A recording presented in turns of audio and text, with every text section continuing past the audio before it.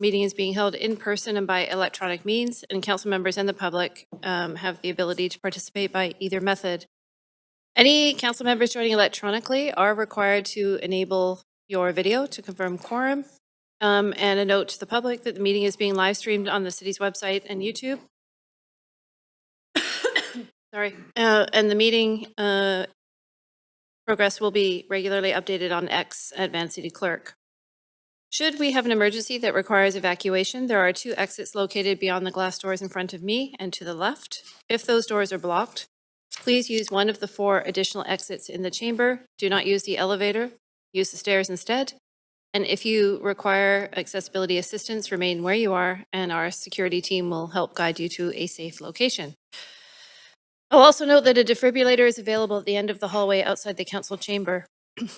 I do want to acknowledge that we are on the unceded homelands of the Musqueam, Squamish, and Tsleil-Waututh people, and we thank them for having cared for this land and look forward to continuing to work with them in partnership as we build this great city together. I also want to take a moment to recognize the immense contributions of the City of Vancouver's team members who work every day to help make our city an incredible place to live, to work, and to play. Clerk, can we have the roll call, please? Deputy Mayor Kirby Young in the chair. Mayor Sim is on a leave of absence for civic business all day. Councillor Dominato. Councillor Bly is on a leave of absence from 5 p.m. onwards for civic business. Councillor Fry is on a leave of absence for personal reasons from 6 p.m. onwards. Councillor Montague. Present. Councillor Klassen. Present. Councillor Meisner. Present. Councillor Joe. Councillor Orr. Councillor Maloney. This meeting has quorum. Chair Kirby Young. Great, thanks very much. Okay, so before we begin, everybody, we have a few announcements. The public may speak in person or by phone, or may submit written comments to Mayor and Council. A note that speakers may only speak once, and will have up to 5 minutes to comment on the merits of the application. When you are speaking, please state whether you support or oppose the recommendations, and if you are a Vancouver resident. Any individuals that are representing 4 or more people or groups, including themselves, may speak for up to 8 minutes total. Each person represented must confirm their presence in person or by phone and may not speak separately. As I mentioned, you can follow the live stream on Van City Clerk or X to track the meeting progress and help you know when your turn to speak is approaching. And I will note that the live stream has a slight delay. Written comments can be submitted to Mayor and Council through the public feedback form. If you did pre-register the presentation, you can have the clerk advance your slides by saying next. A reminder to everybody at public hearings, Council does act as a quasi-judicial body and must focus solely on the merits of the rezoning or the heritage application. Members may ask clarifying questions of staff or speakers, including the applicant, but should reserve debate until after the speakers list has closed. After hearing from speakers, Council may approve the application in principle, approve the application in principle with amendments, refuse the application, or 4, refer the application to staff for further consideration. And in the event that all speakers are not heard this evening, this public hearing will recess and reconvene on Thursday, December 11th at 3 p.m. So jumping into it, our first item is CD1, text amendment for 625777 Pacific Street and 1390 Granville Street, known as Granville Loops. This text amendment impacts 675 Pacific Street and 1395 Rolston Street only. Excuse me. Before we begin the agenda item, if anybody believes they have a conflict of interest, now is the time to declare it, Council. Okay, seeing none. The clerk will now read the application, the summary of correspondence received. This is an application by the General Manager of Planning, Urban Design and Sustainability to amend CD 1887, bylaw number 14237, a site that covers 4 blocks and divided into sub-areas A to D, referred to as the Granville Loops. This application is to A, remove the minimum floor area requirement for the childcare use, B, increase the floor area dedicated to social housing by 3,565 square meters, generally replacing floor area previously allocated for childcare with additional social housing units. C, increase the building height for appurtenances by 1.5 meters, and D, modify the form of development from 2 towers into 1 tower Together, these changes would generate approximately 34 additional units of social housing, increasing the total number of social housing units in Sub-Area C from approximately 178 to 212. The following correspondence has been received since referral to public hearing. 2 pieces of correspondence in support, 4 pieces of correspondence in opposition, and 1 piece of correspondence regarding other aspects related to the application. This represents all correspondence received up to 4:30 p.m. today. Great, thanks very much. This will now be my first call for speakers. Any speakers who wish to address council on this can call toll-free 1-833-353-8610, followed by the participant code 1061445# before close of the speakers list. That number is posted on X and will be displayed during the recess. There will be an opportunity for new speakers and missed speakers to be heard at the end of the registered speakers list. And with all of that said, we now have staff from Planning, Urban Design, and Sustainability here to present the application. Hi. Can you see my presentation?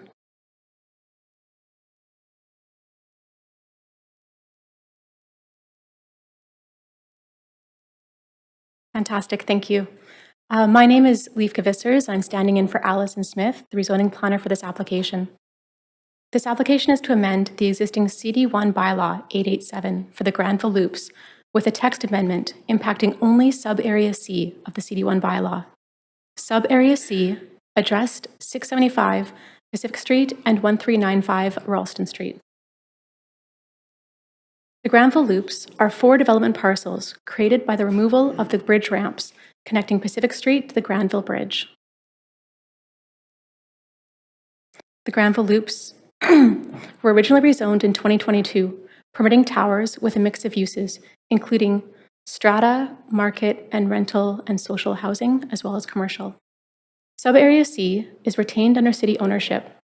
The 2022 rezoning allowed for a 2-tower form on the site with 12 and 27 stories, all residential floor area to be social housing with a total social housing floor area of approximately 166,390 feet, a 37-space childcare facility delivered turnkey to the city, at-grade commercial, and a proposed height of 275 feet. The Granville Loops rezoning CAC contribution in total included a $7.4 million cash CAC to be allocated to support the delivery of childcare on this site, with any remaining funds allocated to childcare in and around the Metro Core area. Text amendment application was received from the applicant on December 4th of 2024, proposing changes to sub-area C. These proposed changes adjusted the massing from 2 towers to 1 tower to improve building efficiency. It included building height, which was proposed to increase by a nominal amount to account for mechanical appurtenances. Massing changes resulting in an increase of social housing floor area. This added approximately 23 units. The applicant has since submitted a revised text amendment application on August 21st of 2025. This revised amendment generally keeps the same external form of development. However, the applicant has advised that the provision of childcare facility on-site in the proposed building is no longer feasible, as the escalating costs to construct exceed established benchmarks for delivering a comparable facility elsewhere. As such, the applicant has proposed to remove the childcare facility and replace the childcare floor area with social housing units. This would result in an additional 11 social housing units on top of the 23 that would have been increased with the original text amendment. This slide shows a summary of changes proposed in this text amendment for sub-area C as compared to the original CD1 bylaw that was enacted. The proposed amendment would remove the minimum square footage for childcare. The social housing floor area is also increasing by approximately 3,565 square meters, which equals approximately 34 additional units. This social housing floor area is increasing due to both the massing change proposed in December of 2024 and the removal of childcare proposed in August of this year. The building height, as noted, is proposed to increase by about 1.5 meters to enable mechanical appurtenances. 2 question-answer periods were held for this text amendment application. The first Q&A period occurred from February 19th to March 4th, 2025. The second Q&A was held from September 10th to 23rd, 2025, after the revised submission was received. Members of the public expressed support for proposed density, as well as the increased social housing on this site. Concern was noted for removal of childcare facility, and members of the public also expressed concern for the concentration of social housing, as well as too much density in the area. Some members of the public also suggested the project could lead to safety concerns in the area. In response to public feedback, with respect to concerns expressed around the removal of childcare, staff acknowledge that there is a lack of access to childcare spaces in the city, including in the downtown area. The applicant has advised that costs to construct have made the project and proposed childcare facility financially infeasible. The $7.4 million provided in the original rezoning application for this childcare facility would be reallocated to recontribute childcare spaces in another project elsewhere in the city. In terms of concern related to the proposed social housing, the plan for the area originally did anticipate the delivery of a mix of social housing and other tenures, including market rental and strata, throughout the Granville Loops area. The plan expected that one of the sub-areas would deliver social housing to replace the units that were lost in the demolition of the old Continental Hotel and SRO located on the site, along with additional social housing units delivered on the city-owned lands to meet the social housing and affordable housing targets in the plan, as well as the city's affordable housing policy targets. In response to safety concerns, this building will provide housing options for a range of households with different needs, ages, income levels, and will include a mix of unit types, including more than half targeting families at 2, 3, and 4 bedrooms.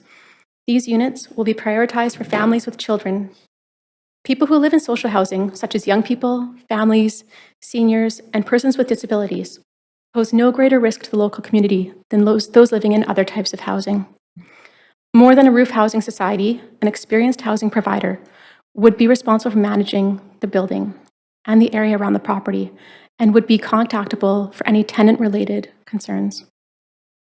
In relation to the proposed density, the additional density for social housing and the amended form fits with the context of a high-density neighborhood and is expected to meet the design guidelines set for this neighborhood during the development permit process.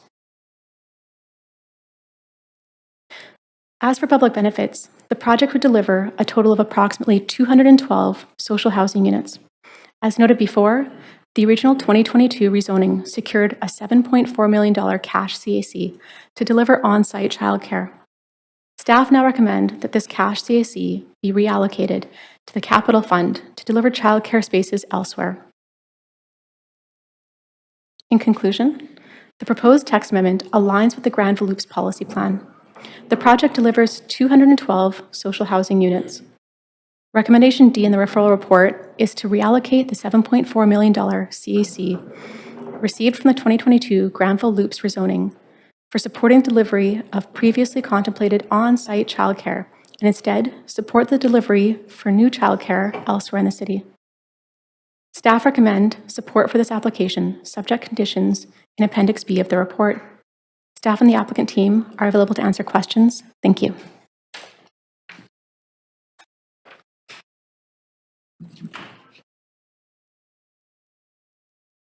Great. Thank you very much. So Council, I will note that the applicant for this item is the General Manager of Planning, Urban Design and Sustainability. And saying that, does the applicant or your designate have any further comments to what was presented? Nope. Okay.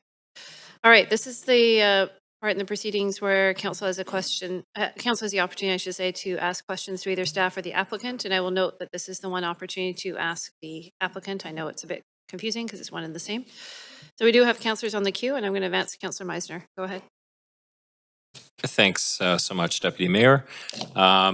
Thanks for the quick presentation. I am glad to hear that despite the loss of the childcare space from this project, that the money will be reallocated. I'm just wondering if there's any provision to ensure that funding for childcare spaces is reallocated to another childcare facility in downtown Vancouver. It was mentioned to be elsewhere in the city, and I would like to know if there's any provision to ensure that it's reallocated in downtown Vancouver. That's a question for staff. Thanks, Councillor. This is Alison Smith, rezoning planner on the file. At this time, the recommendation is for the 7.4 million to be reallocated to childcare anywhere in the city, not just the downtown. It'll be dependent on what projects are needing funding at the time that the money is allocated. Would staff agree that there is a great need for additional childcare spaces in downtown Vancouver? Absolutely, yes. Yeah, okay. I'll probably put an amendment forward to that effect. Thank you. That's it for me. Thank you. Okay, thanks, Councillor Meisner. Councillor Klassen, you have the floor. Yeah, thanks very much, Chair. Thanks, staff, for the presentation. And as somebody who's paid a lot of close attention to the childcare file in this term, similar questions just about that item. Is there a general sense? Clearly, the $7.4 million allocation, just the math just didn't add up for the number of spaces that were promised here. Is it possible that those dollars will go much further in other parts of the city and other projects? Is that the sort of the general sense and the direction, why we're getting this direction, and what that number might look like? Thank you for the question, Councillor Klassen. We believe that some of the costing that we've been getting in for some of the per space costs are coming in lower than what had been allocated for, not necessarily allocated for this project, but certainly for the costing that we're seeing for larger facilities. And so we're hoping that we can take that money and make it go a lot further than the $353,000 a space this one is costing. Okay, that's great.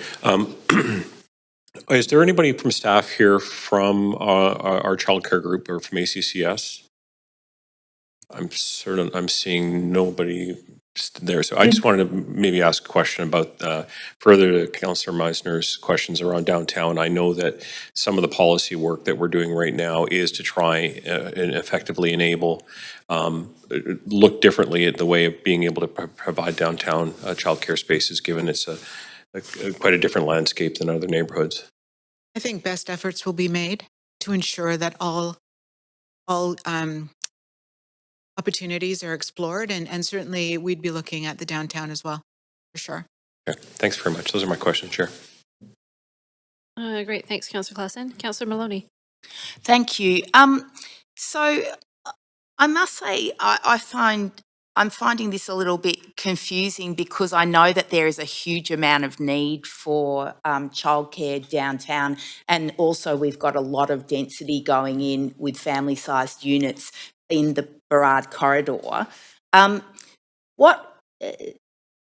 Why has consideration not been given to putting more density on this site to make the childcare remain financially feasible?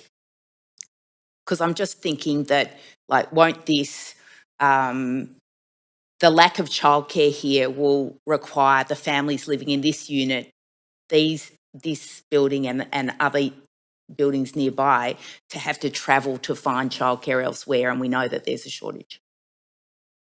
Thank you. Is that question to staff or to the applicant team? To staff.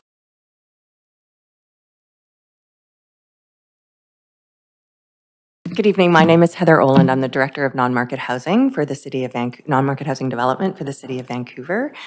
And we're working with More Than Ruth, who towards the development of this building, and are here to ask for the text amendments.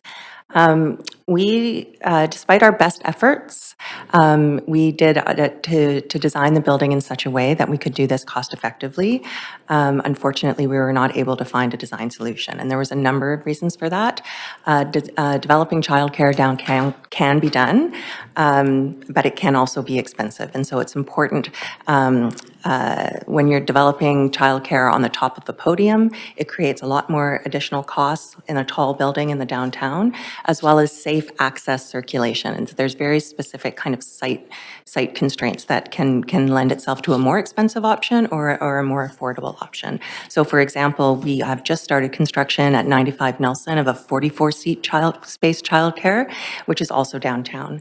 And so we did a significant amount of value engineering, and there was particular things about this site and the opportunity to design the building that just didn't lend itself to delivering childcare in a way that was at an appropriate benchmark for cost. All right, thanks. Welcome. That's all, Councillor Maloney? Um, Any further questions, or? I'm just one sec, just reviewing my notes. Yeah, that's it for now. Thank you. Okay, there will be a chance to ask further questions after speakers. Okay, all right, so I will now make my second call for speakers. For anybody wishing to talk to the item, the number is 1-833-353-8610, followed by the participant code 1061445#. Before close of the speakers list, the phone number as mentioned will be on X and displayed during the recess. We will now move to hear from the public. Any registered speakers in the council chamber can come forward when your name is called. And for phone-in speakers, you will be unmuted when your name is called. Speakers have 5 minutes each. Please limit your comments to the merit of the report being considered. And our first registered speaker today is Speaker 1, Paul Locke, who's here in person. Great.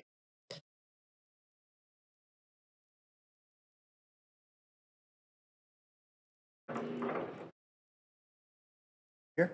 Yep, right there. Right, if you stand there. There you go. And the mic should go on for you, and you have 5 minutes. Go ahead when you're ready.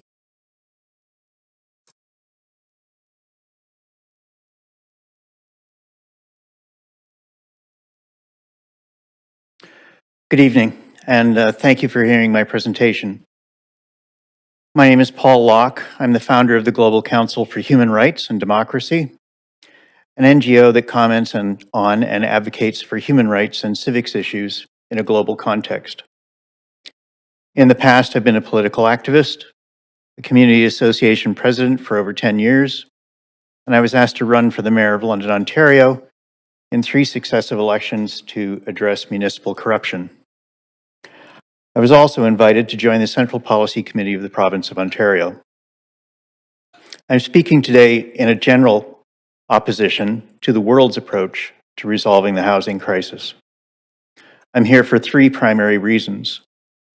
1, access to housing by spending approximately 30% of market incomes is a basic human right, and more than half the population in Canada is currently unable to do so. 2, it is not mathematically possible for the suite of government policies currently in place or proposed to resolve the affordability crisis in under 100 years. 3, allowing developers to ignore the majority of citizens' incomes and build only the most profitable units injects a powerful and damaging and accelerating skew into the housing market. It's a question of self-interest that attempts to shed its obligations to society. There are many aspects of governments that address the same human behavior across all aspects of life. Ignoring obligations to society is not only unethical, it damages the playing field for everyone else. Governments are not only charged with providing essential services for society, they're also responsible for being vigilant in general and curbing the individuals that would negatively impact the rights and freedoms of the many. Given these conditions, I feel it's imperative to drive a conversation about regulation in housing.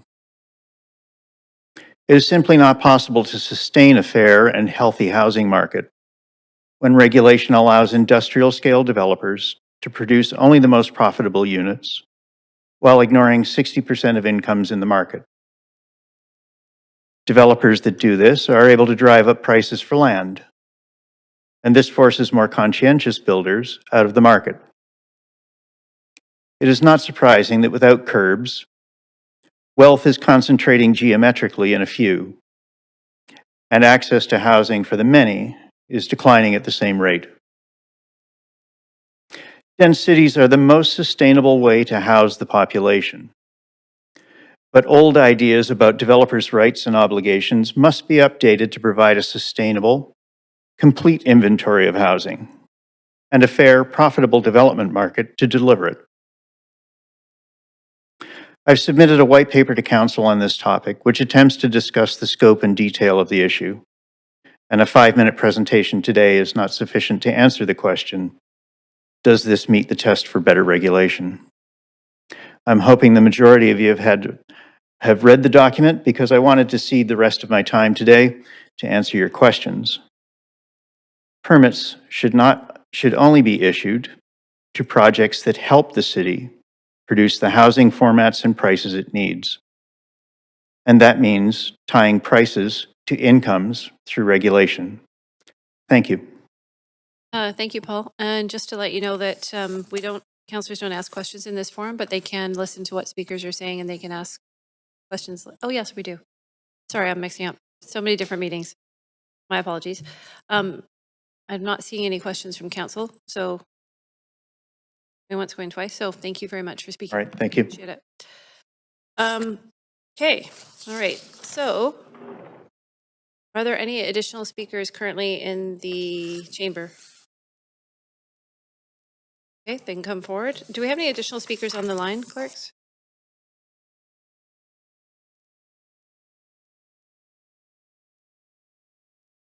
There's no speakers on the line.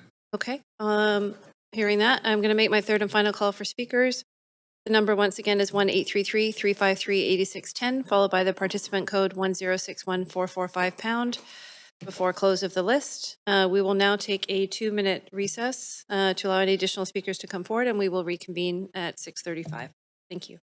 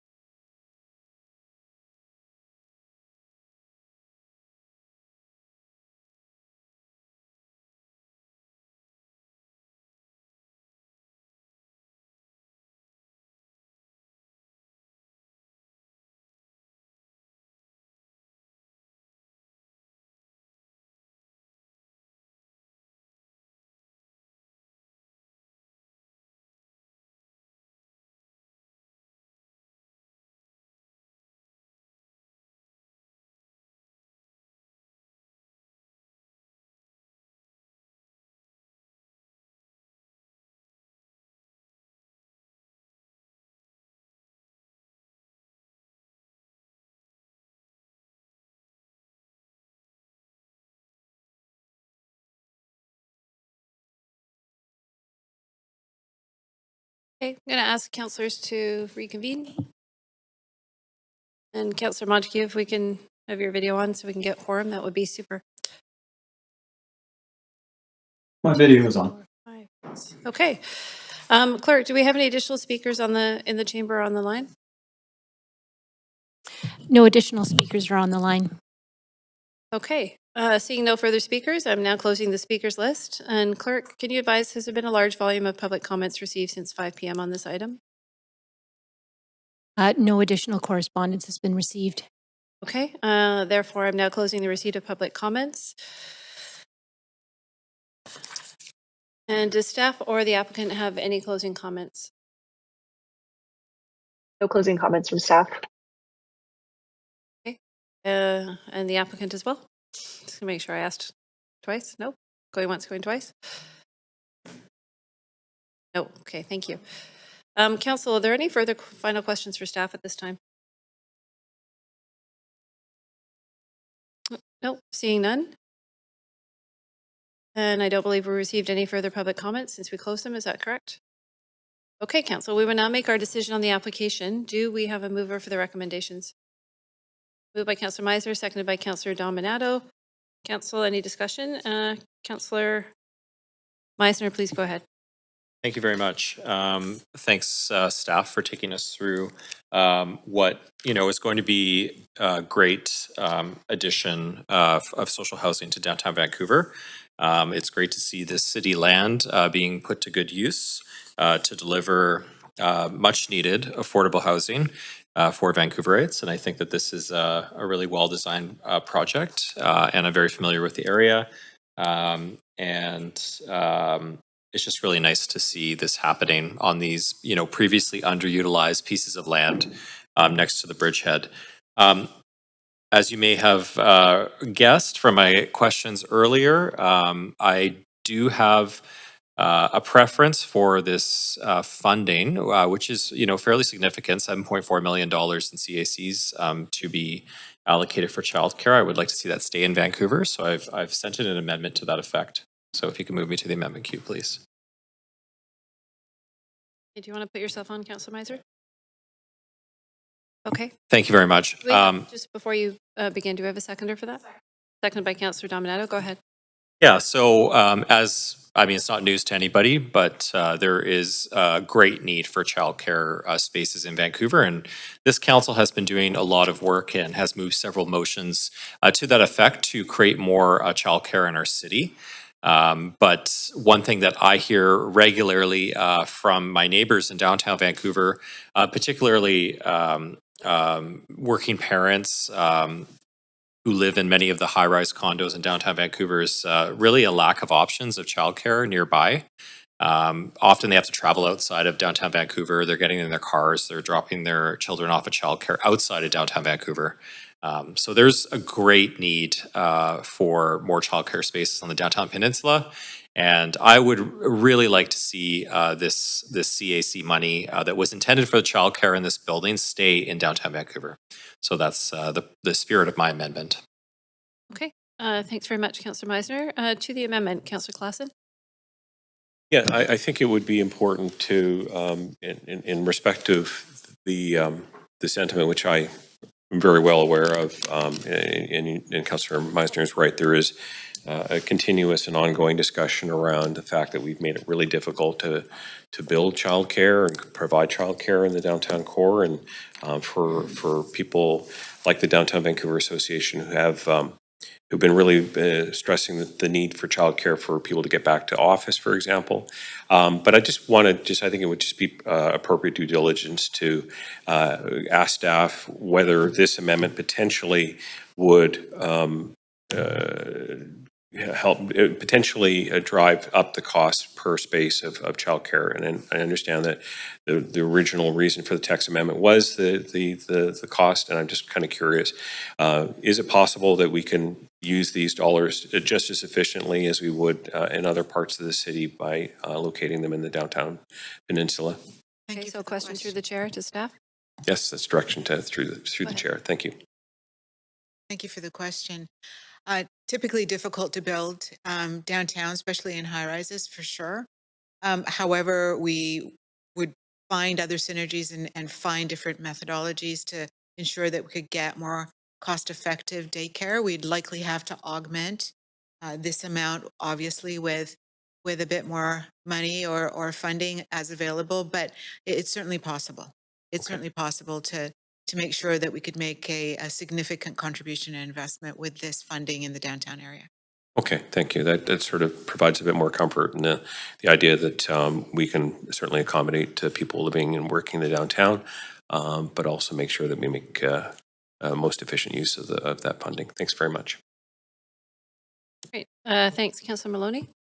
Thanks. Yeah, I very much appreciate this amendment. I was pretty alarmed to be losing this this childcare, especially in a building that has housing that's geared towards so many families. And I'd hate to have to see them travel potentially far away from where they live and come back in to work when we could have more childcare close by.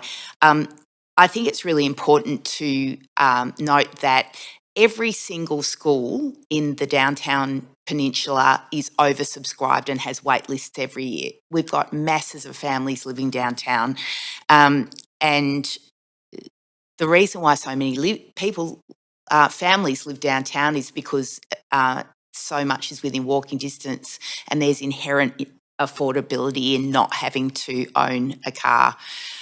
So it really will contribute to a lot of our city's policies and goals to have more childcare downtown so that people can walk and use active transport to get where they need to go, including to get their kids to school and to go on to work. So I'll definitely be voting in favour of this. I appreciate it being brought forward by Councillor Meisner.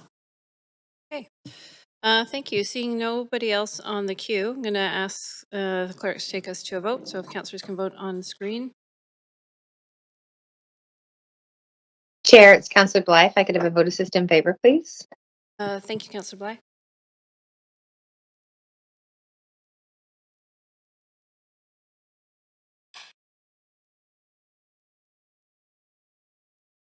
Okay. So that passes with none in opposition. So that takes us back to the main queue. Is there any further discussion on this, council, at this point? Oh, okay, seeing none, I'm going to call the vote and ask councillors to vote again on screen, please. And this is on the amended recommendations.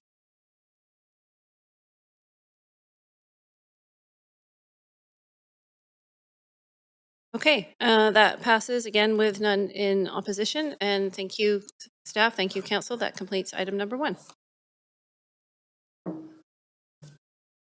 Okay. Before we begin item 2, I'm just looking for confirmation that we have the right team in the room. Ready to go? Yes, looks like we do. Okay. All right. So item 2 this evening is the CD1 rezoning for 215-229 East 13th Avenue. And before we begin this agenda item, does anyone have a conflict of interest? And if so, now is the time to declare it.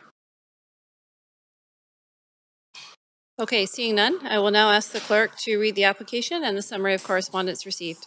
This is an application by JTA Development Consultants to rezone 215 to 229 East 13th Avenue from RM4 residential to R5-3 residential to CD1 Comprehensive Development District, to permit the development of a 21-story mixed-use building containing 193 rental units with 20% of the residential floor area for below-market rental units and commercial space on the ground floor.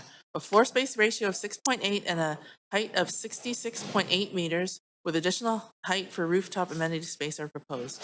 The General Manager of Planning, Urban Design, and Sustainability recommends approval, subject to conditions set out in the summary and recommendation. The following correspondence has been received since referral to public hearing.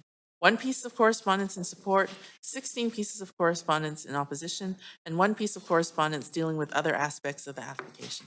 This represents all correspondence received up to 4:30 p.m. today. Great. Thanks very much. I'm now going to make my first call for speakers. Any speakers who wish to speak to council on this item can call 1-833-353-8610, followed by the code 1061-4445#. Before it closes to the speakers list, and that number is available on X and displayed during the recess. There will be an opportunity for new speakers and missed speakers to be heard at the end of the registered speakers list. And we now have staff from Planning, Urban Design, and Sustainability here to present the application. And when you are ready, please go ahead. Can you see my presentation?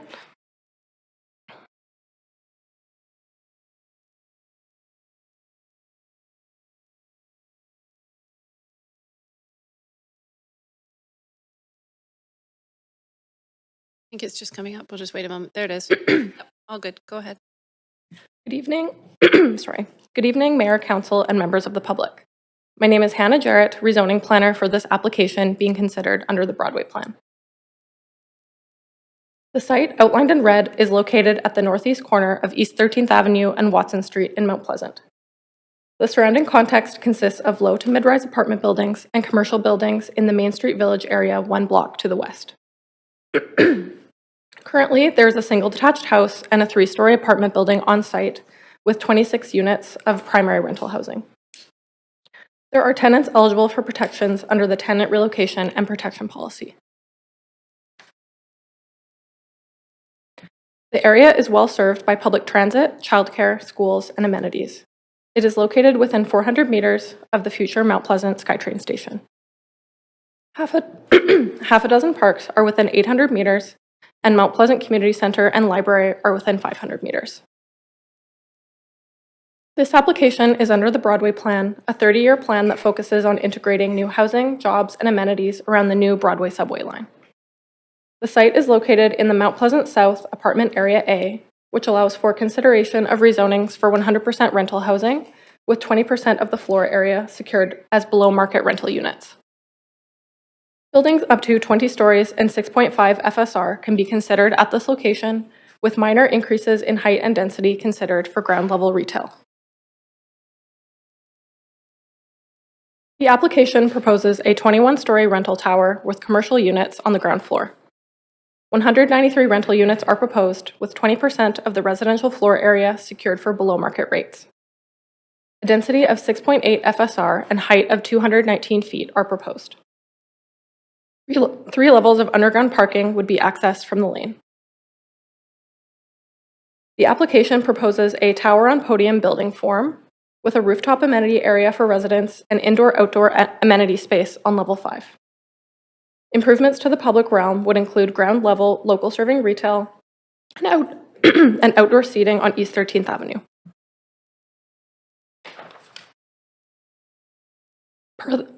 Per the Broadway Plan, development in this area should not create new shadows onto the western sidewalk of Main Street from 10 a.m. to 4 p.m. between the spring and fall equinoxes.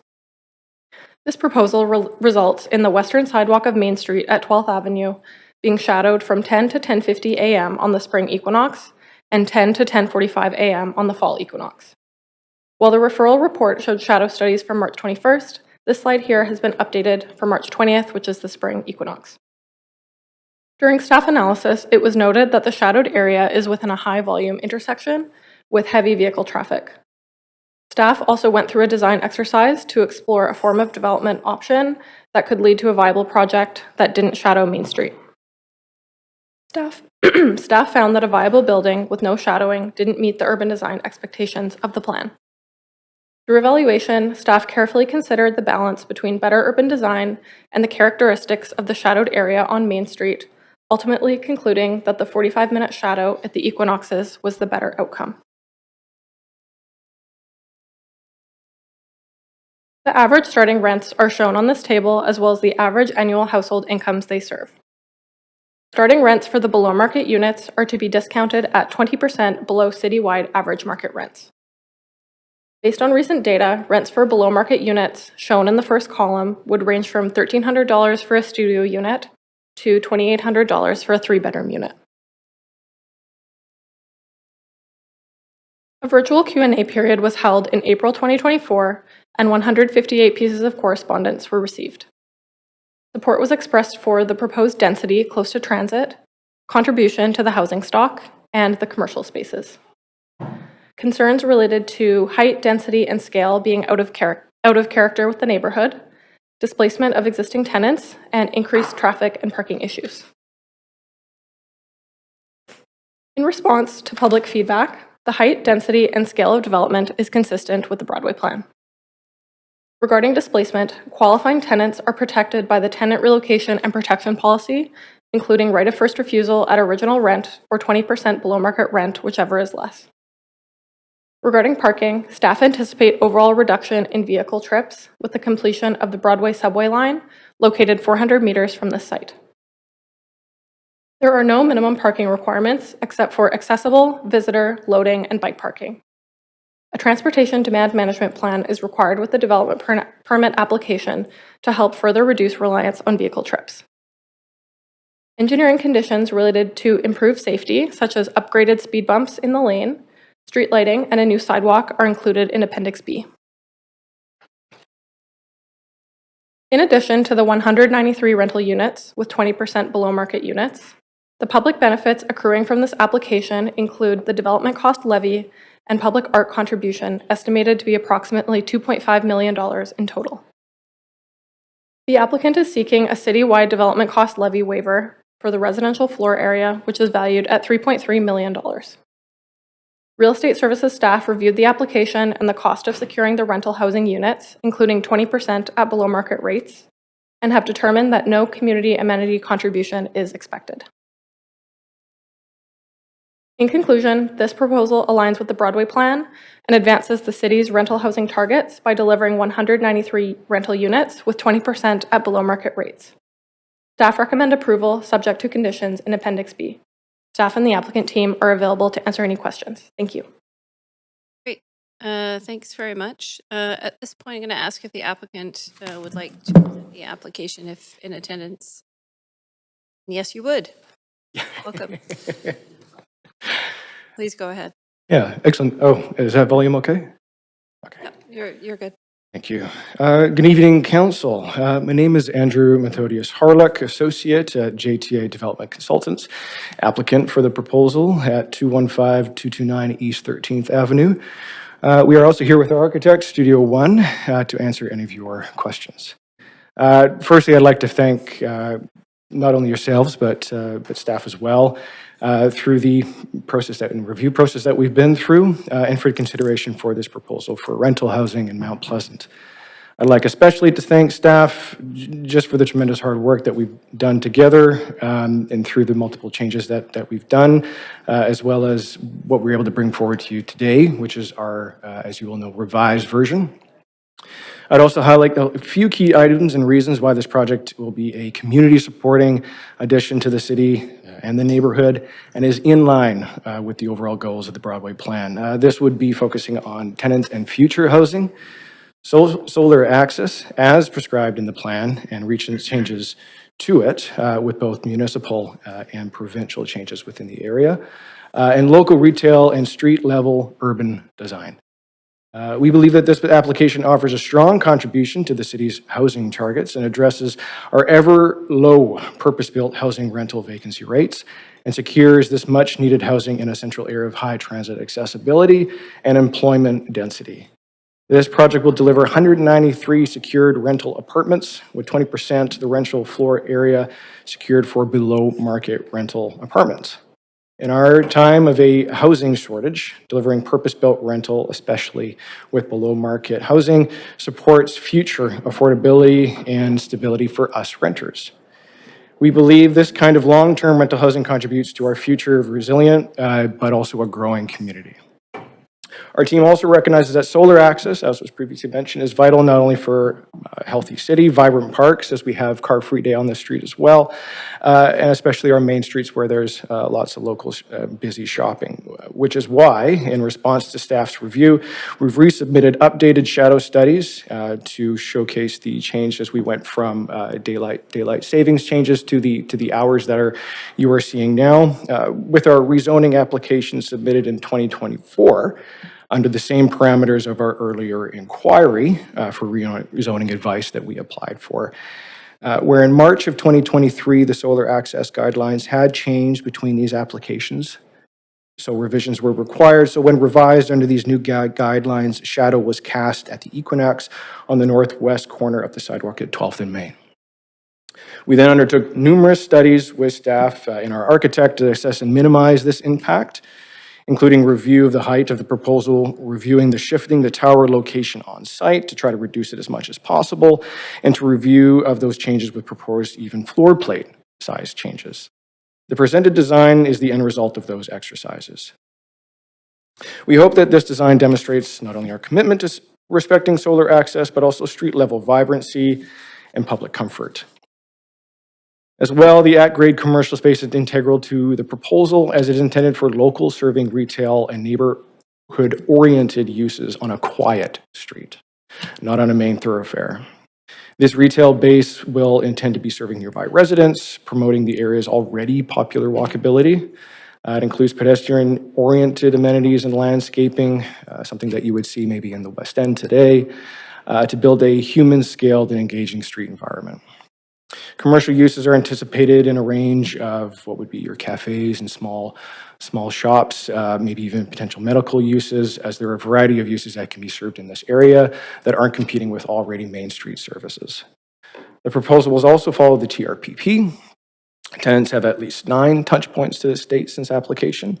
This includes initial notification, an all-tenant meeting, various updates as we went through this application as it was in review. There has been, as you know, a lot of time since our initial application to let tenants know the ongoing process. Issuance, of the city's eligibility letter and needs assessment survey. Tenants will also be offered, and I stress this, during interim housing options within the owner's existing portfolio with the same landlord within the same neighborhood at the tenant's choice, meaning tenants will be able to maintain and remain within the same neighborhood in interim housing before being welcomed back into the new building within a new unit.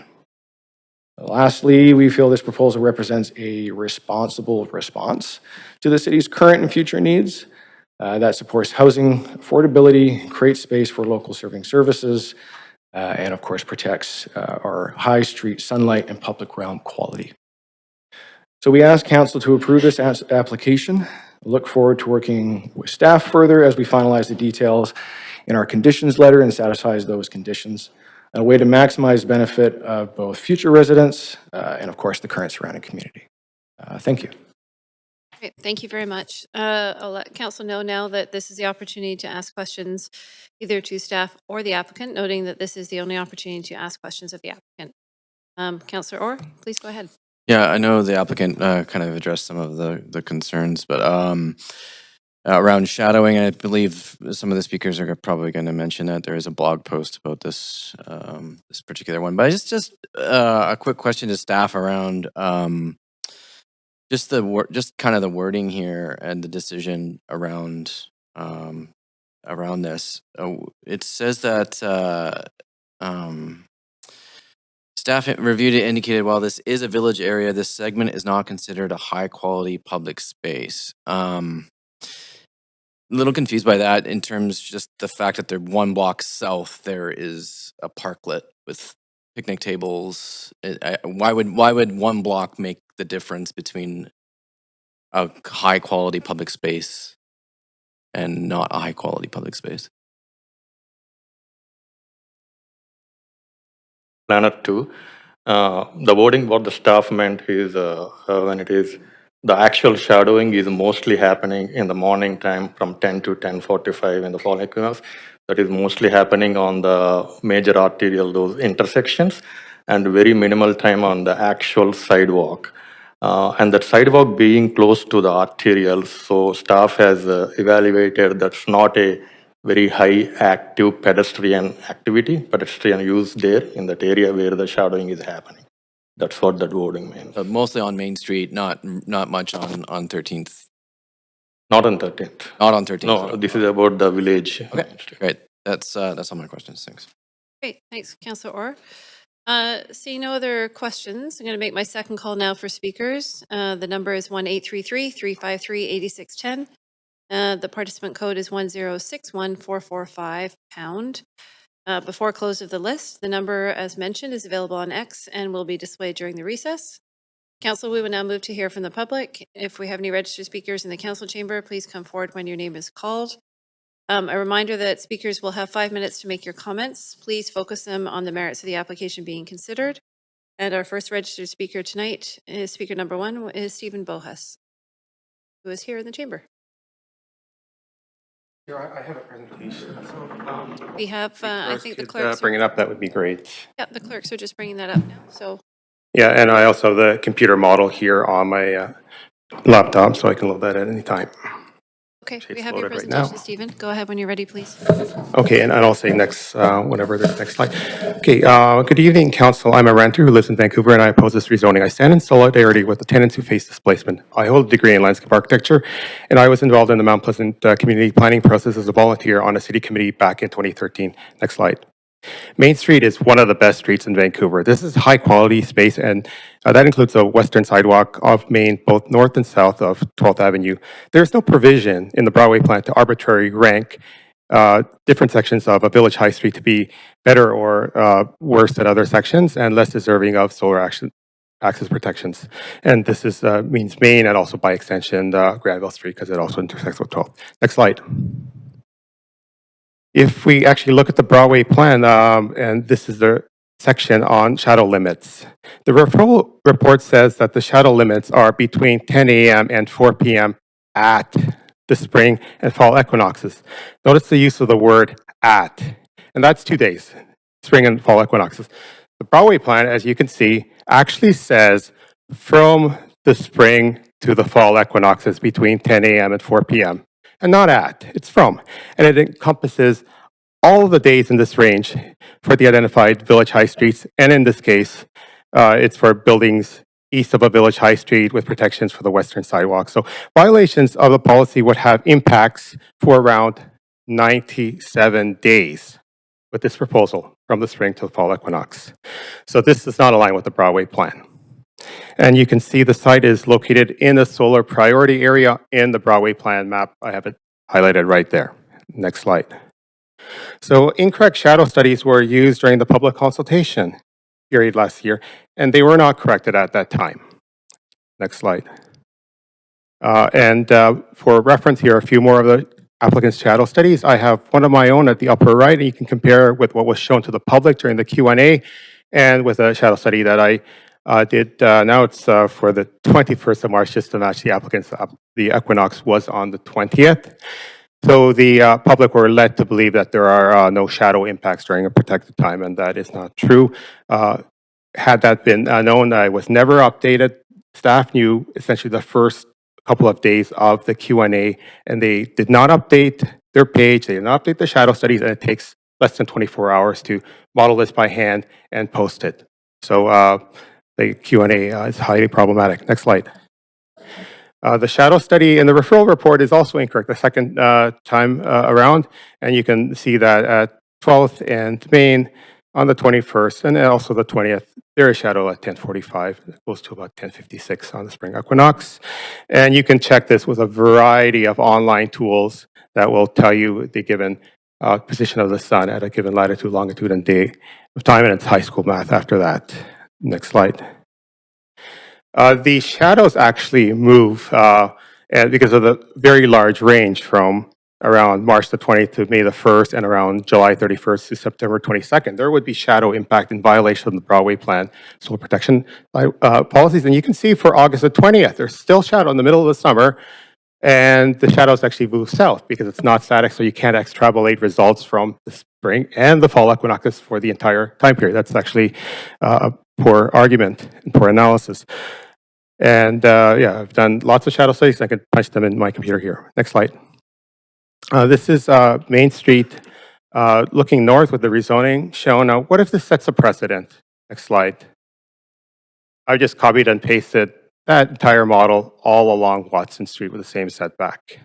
And the shadows are gone. So you could set a precedent like this and essentially throw out the solar protections in the Broadway plan. Next slide. This is an aerial view of the same exercise with the design being copied and pasted on Watson Street with the same setback. Next slide. This is what's being discussed. It's definitely in a major violation of the Broadway plan, and this information was given to the public stating that it is in conformance. Next slide. And staff will be asked at the end of all the speakers, is there anything to add by staff? Well, you know, you consider the following. Why were the consultation materials never corrected? Why wasn't this vetted? Why didn't anyone state that, you know, if you limit the height to 12 stories or so, then you would actually protect the solar axis of Main, and that there is that constraint on the sites, about 11 to 12 stories, depending on the design. How was the verification of the supporting materials done? Obviously, it wasn't done correctly. why wasn't there a timely response? And Main Street and also Granville Street, they are village high streets. They're very important. And council, please Thank you, do not Stephen. break the Broadway plan. Thank you for your time. Thank you, Stephen. That is your time. Thanks for speaking to council. Speaker number 2 is Louis Villegas, also here in person. Welcome. Yeah, please go ahead.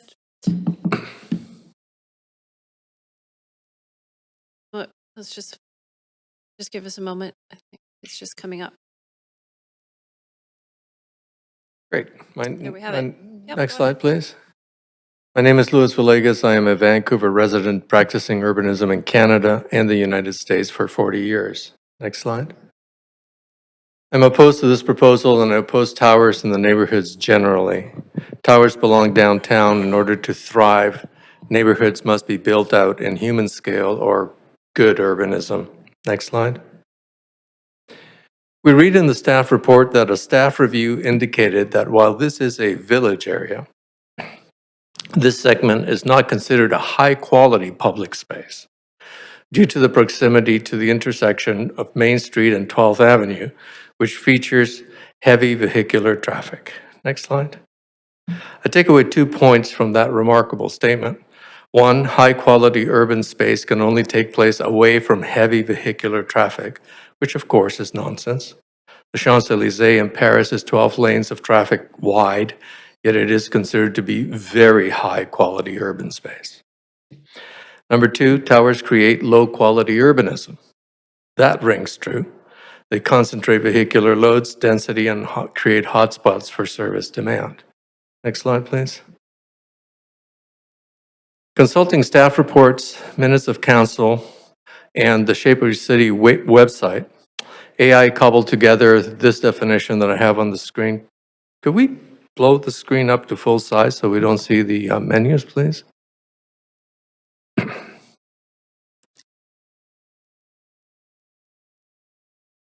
That's not full screen. We can usually get rid of the menus. Anyway, village areas keep neighborhoods serving commercial uses alive rather than letting everything turn into large tower-based development. Next slide. Next slide, please. Oh, good, there it goes. Okay, you went one too far. Went several too far. Yeah, one more. No. Are you looking to go backwards, Louis? Yeah, you can go forward. Go forward. Okay, we'll start right there. Here we are 5-minute walking distance from the intersection of Main and 12th. I'm looking for something that looks like what staff says is low-quality urban space flooded by cars. Next slide, please. What emerges is not low-quality public space, but rather low-quality planning and engineering in our public space. In our city, public space is typically designed as an open traffic sewer. Next slide, please. The only thing that is out of place in the slide or in the photo is the person waiting to cross the street. He's lost in an urban jungle, standing in a place lacking any sense of human scale and presenting no supports for social functioning. Next slide.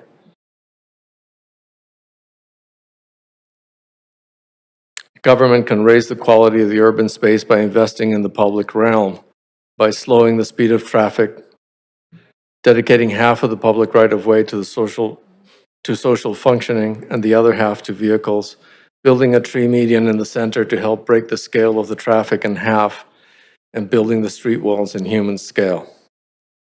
You can keep that slide there. I've now caught up to you. Instead, just behind the pedestrian waiting for the crossing signal, we see a highway rail on wood posts. This is low-quality urban design. It has no place in a neighborhood. A neighborhood should have streets that are designed to function as people places, not as traffic sewers. Next slide, please. Finally, we're at the site, delineated by 2 real towers. Next slide, please. Thank you. delineated by real towers as opposed to high-rise condos. The towers are 3 minutes walking distance apart, just about perfect spacing. The streetscape is unique in Vancouver. There's nothing like it anywhere else in our city.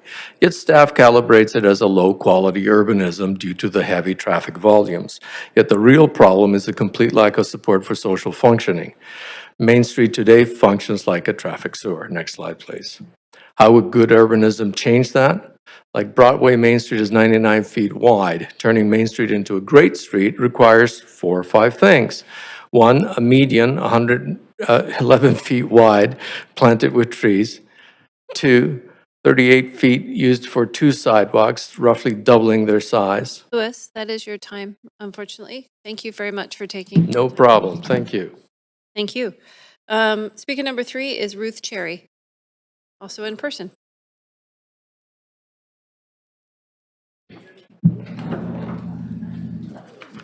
Hi, Ruth. Please go ahead when you're ready. So good evening. My name is Ruth Cherry. I'm a longtime resident of Mount Pleasant since 1986, and I'm opposed to the amendment to the zoning and development bylaw pertaining to 215-229 East 13th Avenue. I also agree with the presentation and information given by the previous 2 speakers. The Broadway plan, of which this building is a part, is destroying the fabric of neighborhoods, and the valuable housing stock of 3 to 4 story apartment complexes giving affordable housing to residences is being demolished, and people are being demo-evicted or displaced. For displaced tenants, the tenant relocation and protection policy is insufficient, and tenants are still faced with uncertainty for years, living with stress and anxiety. And for those who can't wait for affordable and suitable housing, it's necessary to move away from this area, usually going further east or into the suburbs. This has a ripple effect, and the displacement of people then detrimentally affects the housing in those areas. The unique character of Mount Pleasant is being replaced by hideous and behemoth buildings that don't contribute to the character of this locality, but instead drastically degrade it. And how does it benefit the current city dwellers to have a high-rise at this location? The suites will be cramped, expensive, not constructed with environmentally friendly materials, contribute to additional landfill as the demolished buildings will be dumped there, and do not, in truth, address the housing shortage. To say that all this building is being done to diminish or solve the housing shortage is disingenuous window dressing to appeal to the council and the public. And besides the many negative effects of this construction and the plethora of others, the push to inflict it on our neighborhood contributes to a disenchanted view regarding the majority of members on city council, city staff, and the mayor. Regarding shadowing, having worked in the downtown core for close to 40 years, I saw the beauty of Vancouver and its skyline being eclipsed by skyscrapers, which blocked the view of the mountains and sunlight.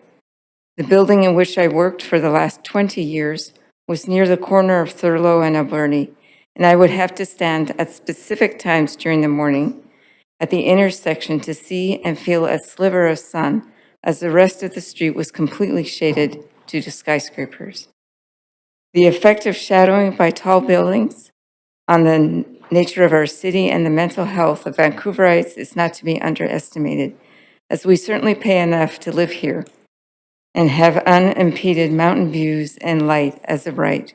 Pertaining to the subject of tonight, the planners in the referral report have astonishingly and insolently deemed that the intersection on Main Street and 12th Avenue is not a high-quality public space, and thus shading for 97 days at 10 a.m. on the western side of Main Street is acceptable.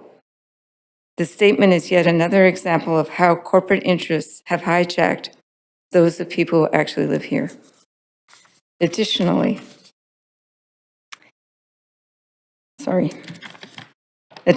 this sentiment demonstrates a lack of knowledge and concern for Vancouver and Mount Pleasant and the future livability of the city. The 12-story tower is the maximum that should be allowed instead of a 21-story tower, in this specific proposal under the Broadway Plan solar protections. However, even 12 stories is too tall for the neighborhood. Towers were originally meant for the downtown core, and then they were allowed to creep into the area that is now the Olympic Village, and now they're being dropped into neighborhoods north and south along the Broadway corridor. Why should the public not be able to see the skyline and mountains, and why are these interests not considered before those of developers whose mandate it is to make money and then disperse, going to their next money-making project? In addition, it is incomprehensible why global developers should have preference to people who live here, as the province leaves the city and go abroad. People who live here want homes, which should not be built for the purpose of investment, but for living in with protective safeguards of truly reasonable rent and decent floors coverage. These speculators with ownership in the 2 properties being addressed today own hundreds of properties throughout BC. Their aim is to make money, not enhance the city of Vancouver. Thank you, Ruth. Thank you. Thank you for sharing your thoughts tonight. Speaker number 4 is Stanley Lee. Can you hear me? Yes, we can. Please go ahead. Thank you. My name is Stanley, and I'm here, and I'm calling in to speak regarding the rezoning. Stanley, before you start, you sound a little bit muffled. Maybe you can speak closer to your phone. I'm in a car. Pardon me? I'm in a car. I'm in a car, and I'm actually on my headset. Can you hear me? Oh, I see. Okay, I think we can make out what you're hearing. You just have a bit of background, so You know go what? ahead. We'll give it a go. I could go. All right. My name is Stanley, and I'm here to speak on the rezoning of the one on East 13th Avenue. Is this clearer now? I want to be clear. I want to be clear. I'm not opposed to more housing. However, I am opposed to this rezoning because this is about what happens to the city when its own policies stop meaning anything. For many years, not just your regime's fault, trust in the city hall has been low for a long time. However, when trust is already fragile, inconsistency doesn't just maintain the status quo, it actually makes things worse. When the city sets the rules, especially in something as major as the Broadway plan, those rules are supposed to mean something. Solar access protections, transition guidelines, neighborhood fit, they're not decorative lines in a document. They were commitments made to the public, including to communities who have already faced years of displacement and instability. If those commitments could be cast aside with the technicality of so-called low-quality intersection in one of the first major rezonings under the plan, then what message does that send? It says the plans are optional, that policies are flexible only in the direction of more height, more density, and more exceptions. It says that public engagement is a formality, not a meaningful process.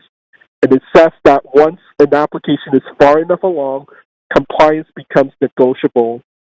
That's not a stable foundation for a city. That's the definition of unpredictable planning, and unpredictable planning has consequences for everyone. First, it widens an already growing divide between residents and City Hall. People become discouraged from participating because they feel their contributions don't matter. Many are already dealing with the pressure of displacement, rising rent, and the fear of being pushed out of the region entirely.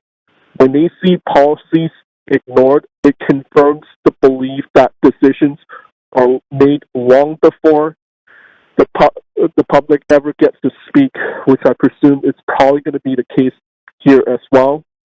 Stanley, I'm sorry to interrupt you, but I think we've lost quorum and we're required to have a minimum number of councillors to proceed. So I'm going to ask either councillors to come back. How much more time do I have? I'm just going to ask you to pause. We'll pause your timer.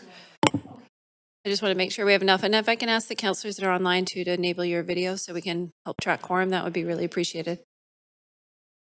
Okay, great. I All hope right, we're you gonna go don't- ahead. You can resume. Sorry about that. Go ahead, Stanley. How much more time do I have? Okay. Secondly, inconsistency actually harms responsible developers, probably your real boss's competitors. If the city is willing to overlook or reinterpret clear policies, then nobody, not residents, not applicants, can rely on the rules. Predictability is essential for a functioning planning system. Inconsistent rule application rewards the loudest and most aggressive proposals, not the best one. Third, inequity worsens. I know many of you in the chamber would argue that renters should accept whatever table scraps available, and that people who can't afford ownership have no right to make demands. But they're not outsiders. They're workers, students, families, and essential staff who keeps this city operating. When public policies are weakened, they're the first to feel the consequences, and those consequences ripple outward. And that brings me to something deeper. Chaotic policy growth harms the entire city, not just renters. It overloads transit, it strains utilities, it increases emergency response times, it crowds schools, it destabilizes neighborhoods, and it makes long-term costs of maintaining the city exponentially higher. Good planning isn't anti-growth, it's the opposite. Good planning is what allows growth to be successful, but growth without adherence to policy isn't planning, it's improvisation, which consistently favors one group over everybody else, and the public sees it clearly. Look, I'm not here to accuse, I'm here to remind that the strength of a city's planning system depends on whether its rules are applied consistently, especially when it's inconvenient. If solar protections can be ignored here, it can be ignored anywhere. If that becomes the precedent, then the Broadway plan, which many residents accepted reluctantly, and only because the protections written into it begins to unravel. Look, I know you probably made up your mind already. Stanley, But regardless of you're the- coming to time. I gave you a little bit of extra time because we had to pause you, but if you can Okay, just wrap thank you. up. Okay, great. Thank you very much. We appreciate your comments. Speaker number 5 is Marcus Weber, also by phone. Do we have Marcus? Speaker number 5 is not on the line. Okay, we'll go to speaker number 6, Jamie Robinson. Speaker number 6 is not on the line either. Okay, and speaker number 7, James Lloyd.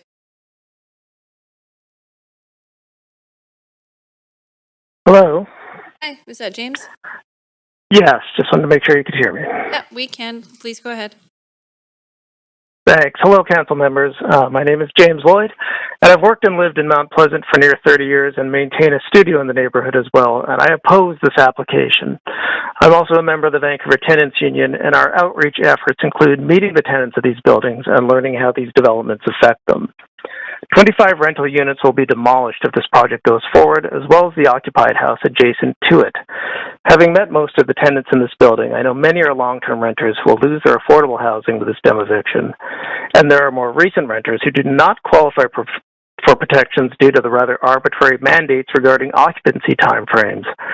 These tenants will have lived several years in a secure home by the time they receive their eviction notices and deserve compensation the same as any other tenants. Some residents facing these developments have already admitted to simply giving it the ghost and are now leaving the city altogether instead of being put through the ringer of securing interim housing and then waiting out the developers in hope that one day the tower is actually built. Tenants taking buyouts and packing up serve the developers just fine, but we lose our community members. I know that many of these residents are not listed as speakers tonight despite their fears about what's happening in the building. This should not mislead anyone. Tenants are overextended, intimidated, and feeling fatalistic. They don't have the resources or even the information needed to make it here on a cold December night to plead their case. They came out and voted so they would be protected by the officials who have taken up the charge to do so. So I urge the councilors present who did a wonderful job of opposing the zero budget proposal in November to again fulfill their calling and protect these tenants. Even by sweeping Broadway plan standards, this development fails. It is an oversized blight dropped in a residential area that will set a new precedent for Mount Pleasant. It is literally poised to throw shade over a great street in the area, given that the 21 stories violate solar protection policy, which has been pointed out earlier. And as we know, the effects of gentrification follow once these developments are in place. Landlords rush to fill the rent rate gap, and small businesses are replaced by the specialty chains serving the new clientele. We don't need the retail space on the ground level of this building. We need our family businesses and small entrepreneurs to survive. Those are plentiful on Main Street right now and right at Main and 13th, despite the outrageous assertion in this proposal that this is not a high-quality public space. I live 2 blocks away. Whoever wrote this could never have set foot in the Main and 13th area. There are already plenty of luxury condo and rental units sitting empty throughout the city. As the cry goes, Vancouver does not have a housing shortage, it has an affordability shortage. This development is more of the same, as independent research has shown that the speculators who own these 2 properties own many others throughout the city and stand to further increase their profits while working tenants are faced with the icy hand of displacement. Altruism has nothing to do with any of this. Mount Pleasant is the place for housing to be created that serves the needs of the community with the community fully involved. This development is not that. It flies in the face of the very concept of Mount Pleasant, and I ask you to reject the proposal. Thank you for listening. Great. Thanks very much for speaking to council. Okay, that brings us to the end of our registered speakers list. If there are any additional speakers in the chamber, please come forward at this time. And you can state your name if you're opposed or support the recommendations, if you'd like to speak. Clerk, do we have any additional speakers on the line? We do not. Okay. I am going to make my third and final call for speakers now. The number for anybody that wishes to do so is 1-833-353-8610, followed by participant code 1061445# before close of the speakers list. That number is on X and is available and will be displayed during the recess. We will now take a 2-minute recess to allow any additional speakers an opportunity to call in, and we will reconvene at 7:30.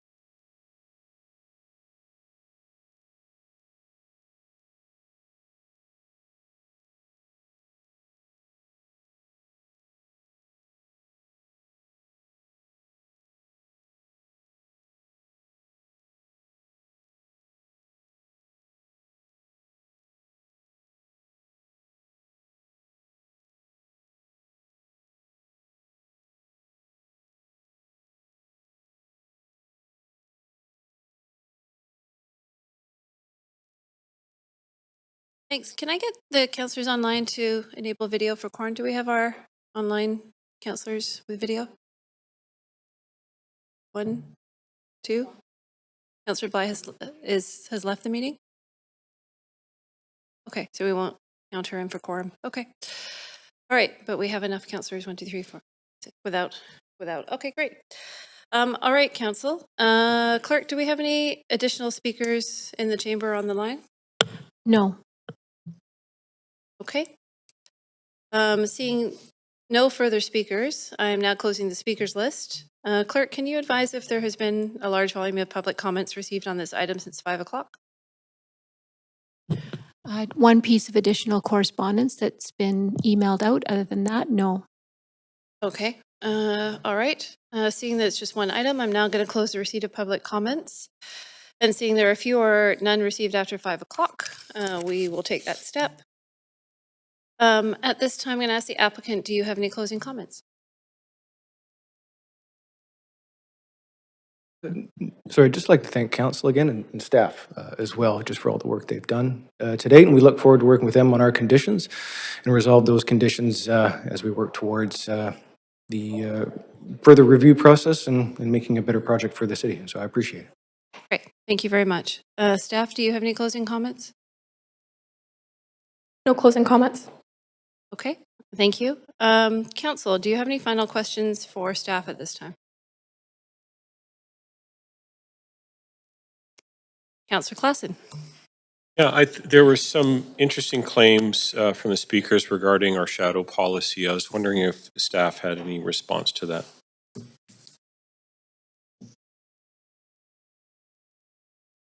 Thank you for the question, Councillor. My name is Hiroko Kobayashi. I'm a senior development planner. So staff assessed the shadow study based on the guideline, which in this case we assessed on both spring and then fall equinoxes. Based on that, we identified 45 minutes of the shadow in the morning between 10 o'clock to 10:45 a.m. Most of the shadowing is actually onto the roadway, and then the sidewalk onto the shadowing onto the sidewalk is quite minimal. Also, we do have a condition to minimize the shadowing effect, and then so hopefully we can see that some improvements for the next step. Okay. Something was brought up about it being for almost 6 months between both the fall and spring equinoxes. Actually, a point in time of each of those points. So it's the spring equinox date and a fall equinox date, correct? Yes, that's correct. Yeah. Okay. So yes, probably. So I'm sorry, not to interrupt, but is there language in our policy that needs to be clearer then? Because it was interpreted that it was not either or, but it was inclusive of the entire period between those two dates. Again, based on the guideline, we assessed on those 2 days, spring and then fall equinoxes, those 2 dates. So I understand there are some shadowing effect onto before and then after equinoxes, but our assessment is purely on those 2 days on equinoxes. Okay. If that is clear. All right. Thanks very much. Thank you. Great. Thanks, Councillor Klassen. I'm just going to check in the clerk now. Do we have any additional public comments to note? We do not. We do not. Okay, council, we now have the opportunity to make the decision on the application. Looking for councillors for a mover or a seconder. Moved by Councillor Klassen, seconded by Councillor Dominato. Council, is there any discussion? Councillor Klassen, go ahead. It's just a general comment. First of all, I appreciate some of the strong feelings that sometimes come to this chamber in terms of the way neighborhoods are evolving, new built form, larger buildings that are coming in. So I understand and I hear that. This particular area is, I would consider, one of the most dynamic and wonderful parts of our city right now for a lot of reasons.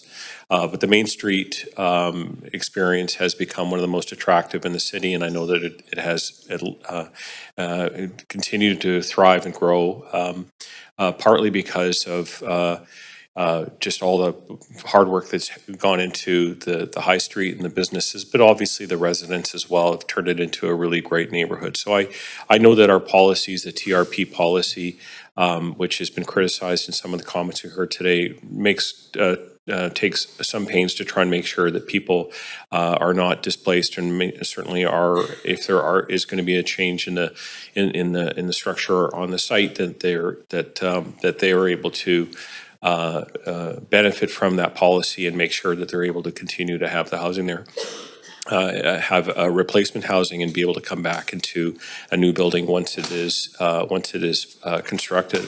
But I just wanted to point out that I've been concerned sometimes when applicants come in here and don't spend time with council kind of explaining the work and thought that's gone into their projects. But tonight was not one of those nights, and I just wanted to acknowledge the fact that I appreciate it when applicants come in here well prepared, able to articulate some of the work that they've done. And it may not appease people who are concerned about this, but at the end of the day, our council has to make decision based upon the policies before us, and it's certainly much more helpful when we have somebody who is here to present and ask questions, or prepared to answer questions, but also give really good information associated with their application. So I just want to acknowledge that. Thanks very much.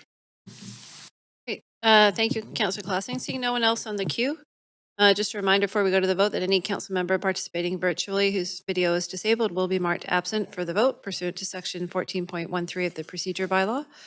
And I will now call the vote. Council Clerks, can you take us to the voting screen, please?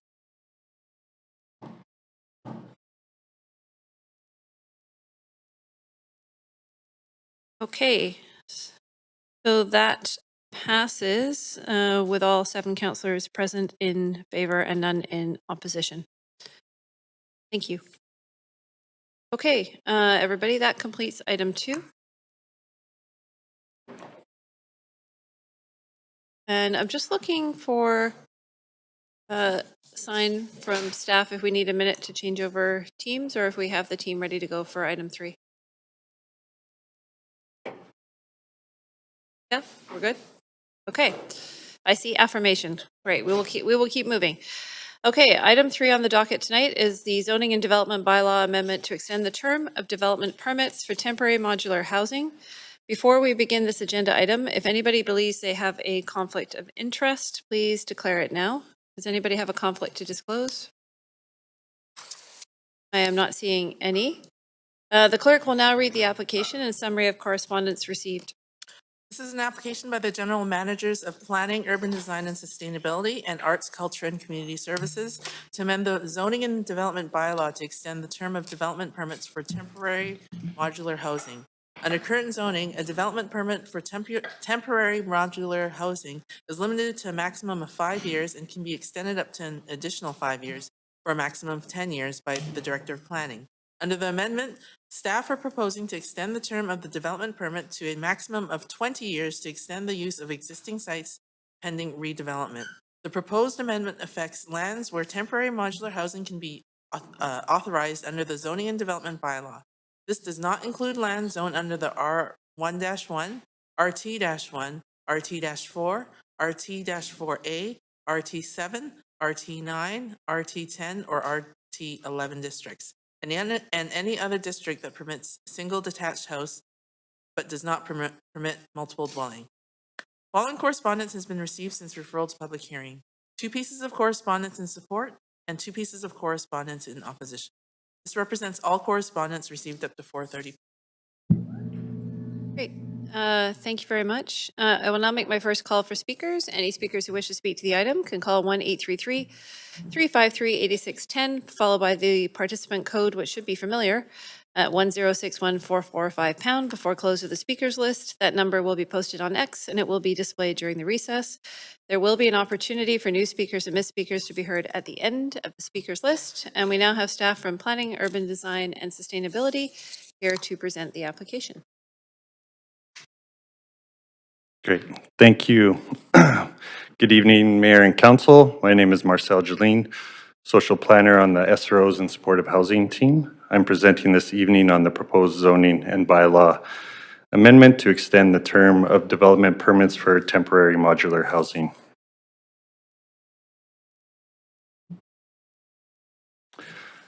Here's the agenda for this evening's presentation, which includes a background on temporary modular housing, the context and rationale for the proposed amendment, including amendment wording.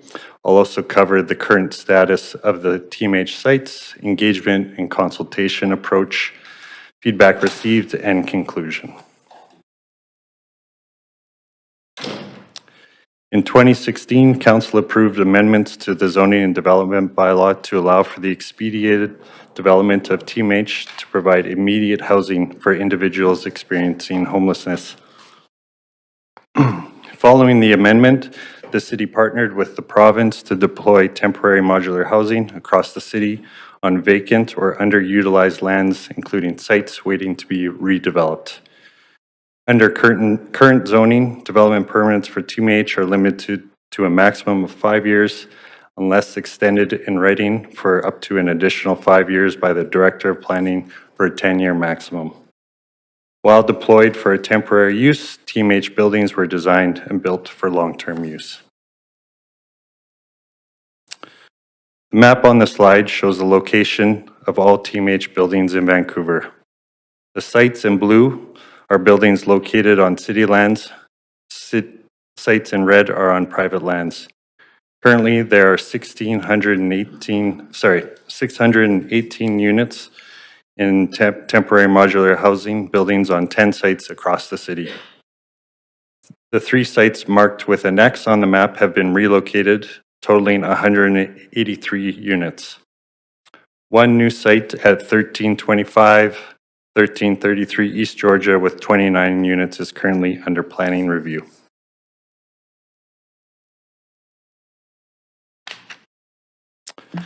When Council approved the maximum 10-year time frame for TMH, it was anticipated that each city-owned site would be ready for redevelopment. However, given economic constraints as well as ongoing land use planning, many of the sites are not yet ready for redevelopment. The amendment would maximize the use of sites for much-needed housing before relocating buildings out of Vancouver. In conjunction, BC Housing requested extensions on TMH sites to reduce relocation costs of the program and long notice periods so relocation can be planned effectively.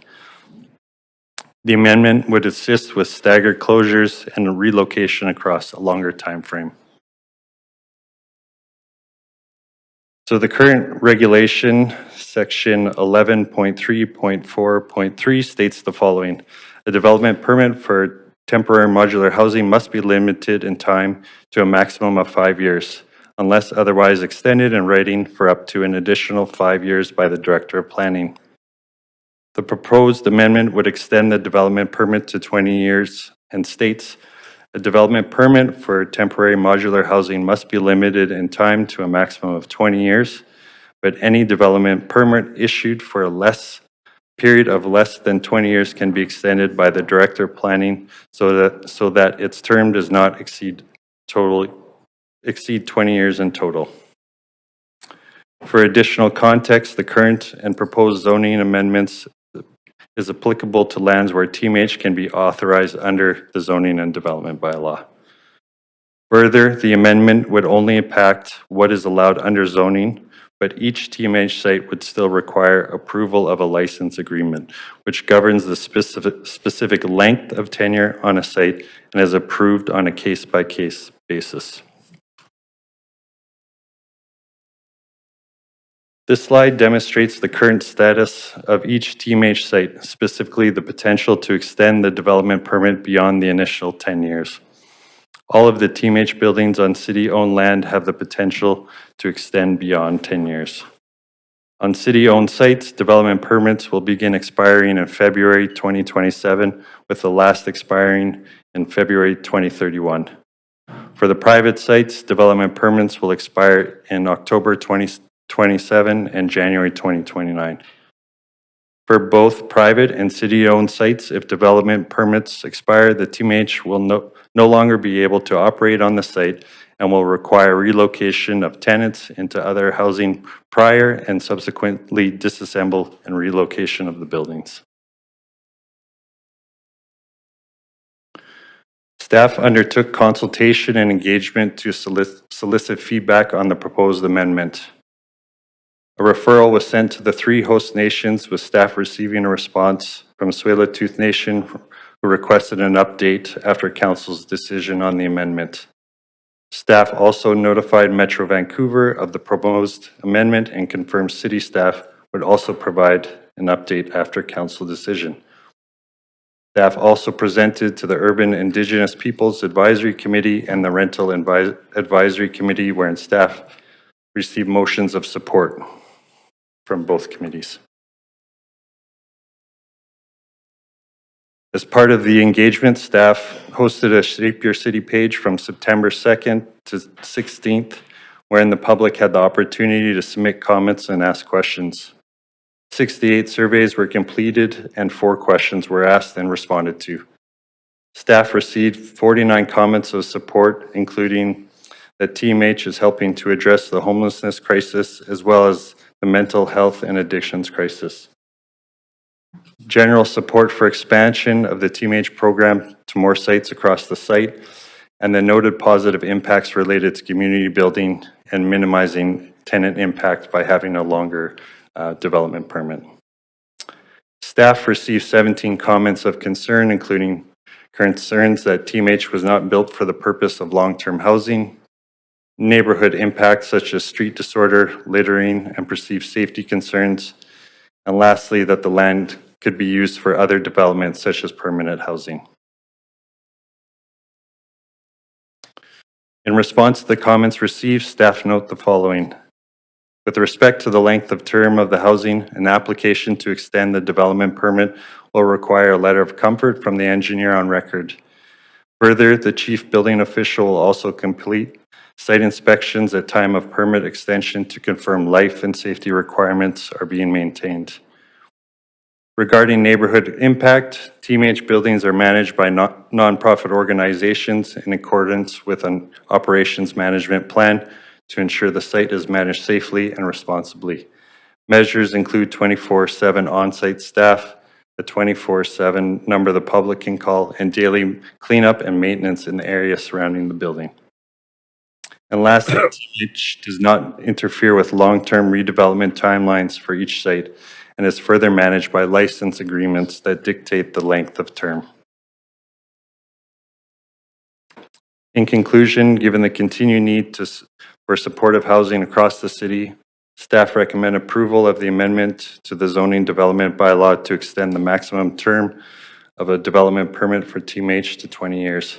If council approves the amendment tonight, it will be enacted in January 2026. Applicants with existing TMH will need to apply for a DP extension as the term of the existing DPs will expire. This concludes the presentation. Staff are here to answer any questions you may have. Thanks. Great, thank you very much. I will note for council that the applicant for the item is also the GM of Planning, Urban Design and Sustainability and Arts, Culture and Community Services. So providing the opportunity if the applicant or designate has any additional comments to what has been made already. No? Any? Thank you. No additional comments. Thank you. Okay. Thanks very much. All right, we'll now go to questions from council to staff or the applicant. And Councillor Dominato, you are first. Thank you, and thanks for the update. I have one main question is, can you just clarify for council that if council supports these proposed changes, which allows the extension of DPs up to 20 years, that if indeed at some point in time the city wishes to use the land for development, because some of these sites are part of larger planning exercises and contemplated for development, that the city would have the right to come back and say, well, we actually do need this land now. And I know it hasn't, and it hasn't been 20 years. I'm just looking to have some sense of our authority and purview here, because we have had some instances, right, where we've needed to access our own land for other amenities and services. Ryan Bigelow, Managing Director of Non-Market Housing Development, City of Vancouver. This is around the bylaw, this item. For the sites that the City of Vancouver have that are providing temporary modular housing is under a license agreement with PRHC or BC Housing. And so the city as landlord in that capacity would set the term of how long those sites would be licensed for, up to a maximum of the bylaw and what it allows. So yes, that's a sort of a separate decision for council and to determine how long those licenses would be extended for. And so if there was a redevelopment of a particular site that currently has TMH on it and before the 20 years, then it would be up to council whether to extend that license further or move forward with a redevelopment. Okay, so just to reflect back, just to make it as concrete as possible. So if there was a site, an existing site, and we have several, and there was a desire and interest in extending for up to 20 years, and 10 years into that 20 years, council says, the city says, well, actually we have an opportunity now to do a more permanent structure or more housing or whatever. We would be able to go back to BC Housing and or the license and say, So we need to relocate individuals. Yeah, so the license would provide BC Housing tenure for that term of whatever length that license is. So if the license is for 10 years, right, there could be license cancellation requirements if we were to do that, but the intention would be for that TMH to stay for as long as the license is extended. It's not saying that it needs to be 20 years, right? So each license is site by site. We currently have them aligned with the existing redevelopment timeline of every single site. So so it would be up to council. We wouldn't necessarily interrupt the license, but we would manage the term of that license to align with redevelopment expectations of each site. Right, so you would be making recommendations to council based on a case-by-case basis of knowing kind of a bit of a line of sight into where we may be in those cycles for those sites. Subject to this bylaw being approved or not, staff would return to council with any recommended extensions to the existing licenses, if at all. Yep. Okay, thank you. I appreciate that. Thank you. Thanks. I'm going to take the opportunity to ask some questions myself, and I just want to be explicitly clear on this. You said that you would attempt to project or align the licenses with the recommendations. However, sometimes opportunities come up. There might be an opportunity with a senior government partner or adjacent parcels or something that is not anticipated. So to be explicitly clear, if council had extended a license, will there be any cancellation provisions, with appropriate due notice in these license agreements that the city could exercise that with BC Housing or their agency in order to take advantage of opportunities that arise? Like, would there be any cancellation clauses built in, or would the license simply be the license for whatever time it's granted? Andrew Newman, Director of Real Estate Services. Thanks for the question. It really depends on the context. A lot of the licenses will be made with a specific term in mind, depending on the negotiations. And if we have sort of line of sight on needing that site back earlier, there may be opportunities to include an early termination clause. It is a bit problematic, though. These TMH housing units need some advance notice to be able to move. So our discussions with BC Housing have been very much around what is the longest time we can provide that gives them the certainty they need. So certainly if council's direction is that you'd like termination clauses built into these, we can do that in an in-camera setting. Okay, so just because we're tight for time, so you said it gives them a line of sight for how long they're there, but what we're talking about fundamentally is a collection of existing TMH. We're seeing that the government thought it would be more cost effective. It's now expensive to build them. It's a lot more expensive to move them than they anticipated. So these are known quantities for the most part on these sites. So if they've already been there for 10 years, what kind of line of certainty do they need if the money's already sunk in developing the TMH? Why would that not automatically be a provision that the city has flexibility? Maybe said another way, in the sites where we have more certainty of development timelines, there is no contemplation of going to the maximum of this proposed permit extension. There are other sites where there's a multitude of factors, including market conditions or land use plans that are not in place, where that flexibility we think is warranted. I'm gonna maybe follow up on a couple other questions because I'm tight for time. Are does every license, either new license or license renewal, come to council? Does that change anything? And does council have a line of sight on each one? Yes, every decision for a license extension or renewal will come to council. Okay. When you have a bylaw, you're not just talking about a collection of sites, but it is conceivable that a new one could come forward. Could be relocation from another city somewhere else in BC or something else. Does that mean that there's a reasonable expectation from an applicant that can come to the city and say, we would like a site for 20 years or 39 or 58 units? I think the largest one is 98 units on something that could conceivably house many more people. Sorry, maybe you could I'm restate that saying that question. if we're changing a bylaw, are we not creating, say, for any new opportunities that come forward, are we not creating an expectation from people that they can come forward to the city, propose locating a new TMH for a period of 20 years? That is a long time to tie up a site. Celine Mobles, Managing Director of Housing and Homelessness Services. Yes, this would be an amendment to the zoning and development bylaw that would enable TMH to be located on a site for up to 20 years.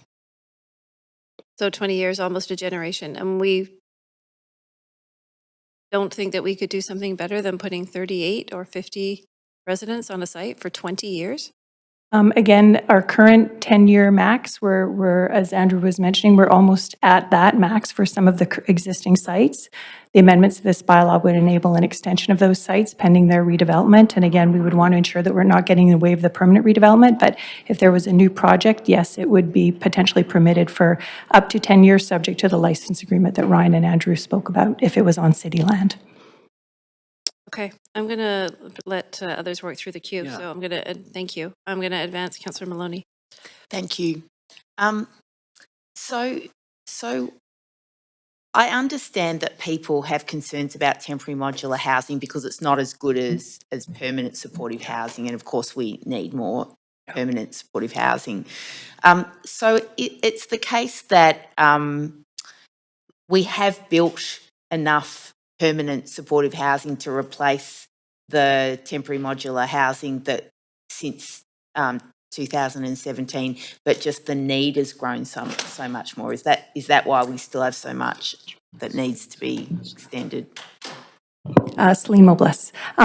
Yes, the need continues. And given that we have the ability to potentially extend the use of these sites, given pending their redevelopment, which is why we're bringing the recommendation before you today, they do serve a really important role in our housing continuum. Thanks.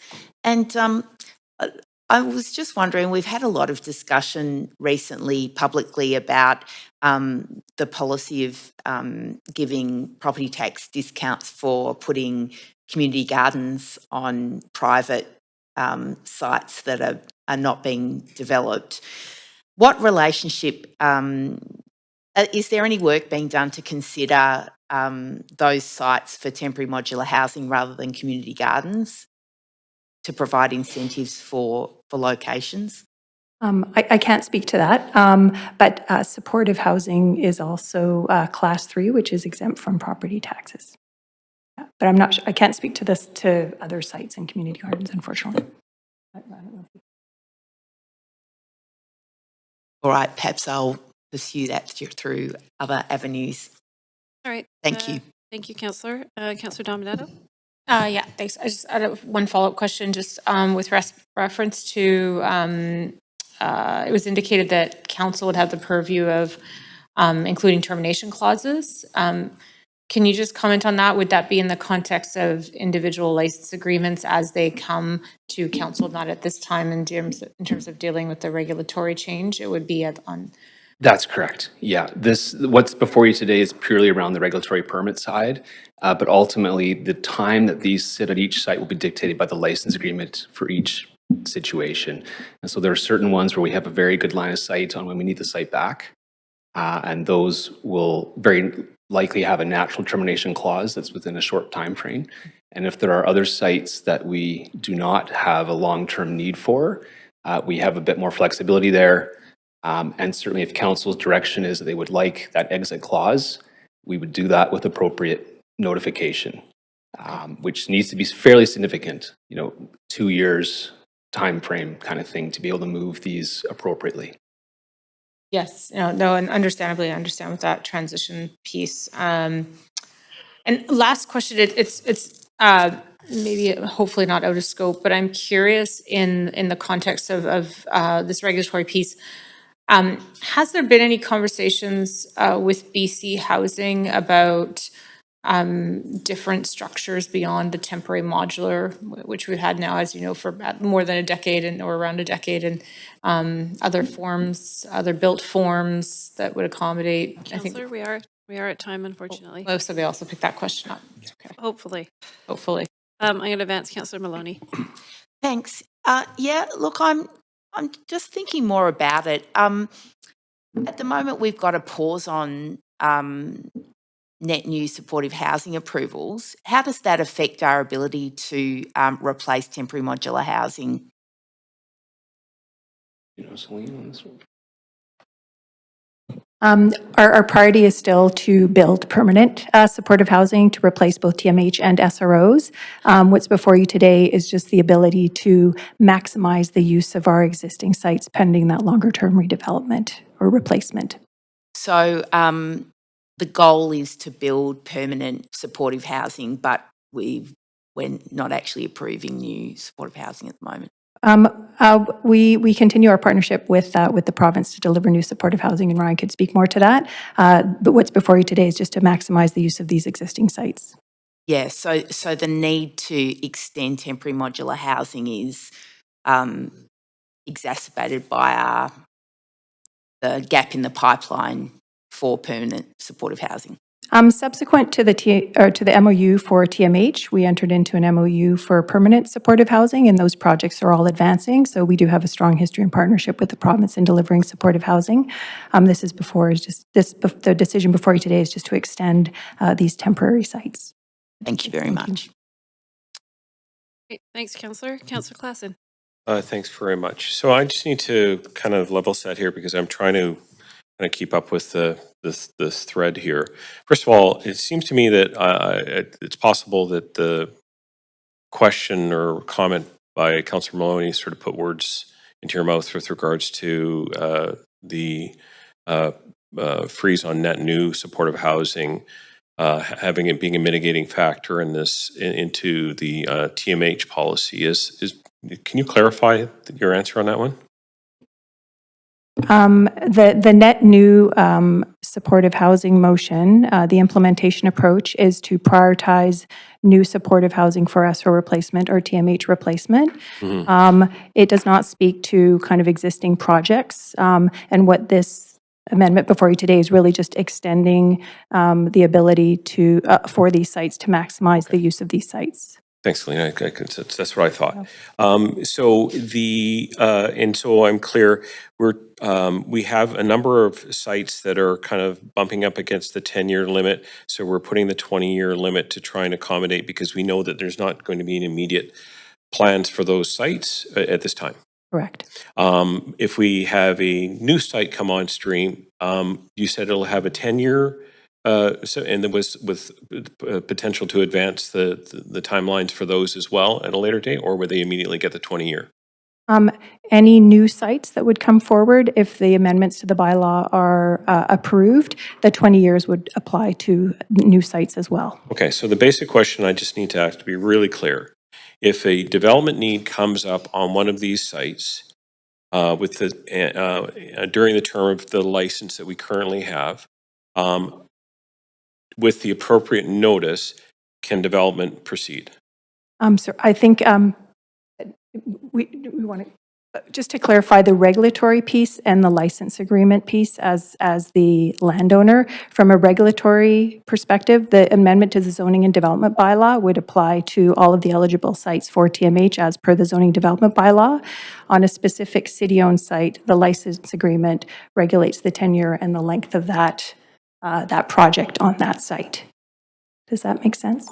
It does, but it's not completely clear in terms of what that means. So if a development opportunity comes on one of these sites, right, and the appropriate notice is given, are we able to move forward on that development during the term of a license for one of the TMA sites? I'd say, Councillor Klassen, it depends on the term, the license agreement, the terms of those license agreements. So currently, if we have a legal agreement to have them in place, for example, till 2028, legally, there would not be a way to cancel that TMH project. However, I will say that BC Housing and the city work very, very amicably, and it's not out of the question that we could come to some mutual amendment in such an occasion. But to be absolutely clear, it will depend on the license agreement term specifically, on whether we can exit that. Okay. Yeah. So it's a unique situation. I'm just going to make Yes. sure, from my time, I can't really, I see it's 3:20, I believe. Again, so just going back to this question one more time, so I'm clear. The each license, I presume, is unique Yes. to each site. Yes. So if one does say that it's extended out to 2039, for example, Yeah. and a great opportunity comes along in 2035, and we give them your 24 months, is it possible that we can move forward on an application on those sites? We would have had to have put those terms into the license agreement at the time that we entered into it. So if that term was in fact right until 2039 and an opportunity came along that required it earlier, we would have to enter into some negotiations with BC Housing to exit that agreement. So would the prudent thing to include that kind of stipulation in the license Absolutely. going forward? Yeah, I think in cases where we know there could be an interim use coming up quicker, we've been very, very cognizant to not grant very long terms on those. And does council need to direct that today? Or is that going to be a given? That would be a separate consideration. Today is only around the permitting piece. And when we come forward for those license extensions, which we will be doing so in a public setting as their grants, there would be an opportunity then to amend the terms as you see fit. Thank you. I'm right on time. Okay. Thank you for your answer. Thanks, Councillor Klassen. Councillor Orr, go ahead. Thank you. I was just wondering if we know offhand how many people are on the waiting list for supportive housing. We have that number. I believe last time we checked, we're up to about 5,000 individuals. 5,000 people are on a waiting list for supportive housing. And can you talk a little bit? I mean, obviously we're keen on sort of fixing our SROs or coming up with new solutions for our SROs. There's been a lot of talk of that. Can you talk a little bit about the quality of temporary modular housing in terms of supportive housing, in terms of feedback from people who have used it? Anecdotally, I've heard that it's excellent housing and people enjoy it. Yes, it's self-contained, so each unit has its own kitchen and bathroom and a door that locks.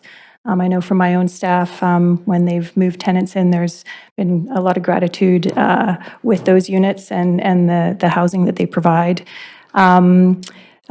It is dignified, it's affordable, it's supported, so it's good housing. Great, thanks. That's all my questions. Great. Thanks, Councillor Orr. Councillor Maloney? Yeah, thanks. So what happens when these temporary modular housing units, if a site's required, what happens to the people living in the temporary modular housing? BC Housing works really closely with the operator, and that's why there's a significant kind of runway needed in order to support tenant relocation. So as part of the initial MOU, there was an agreement that BC Housing would support tenant relocation into kind of similar housing, but those transitions take time. Thanks very much. Okay. I'm going to advance myself. I'm just following up on, so this has to be done individually at the license stage if the city wants to maintain flexibility around possibilities to maximize or otherwise utilize sites.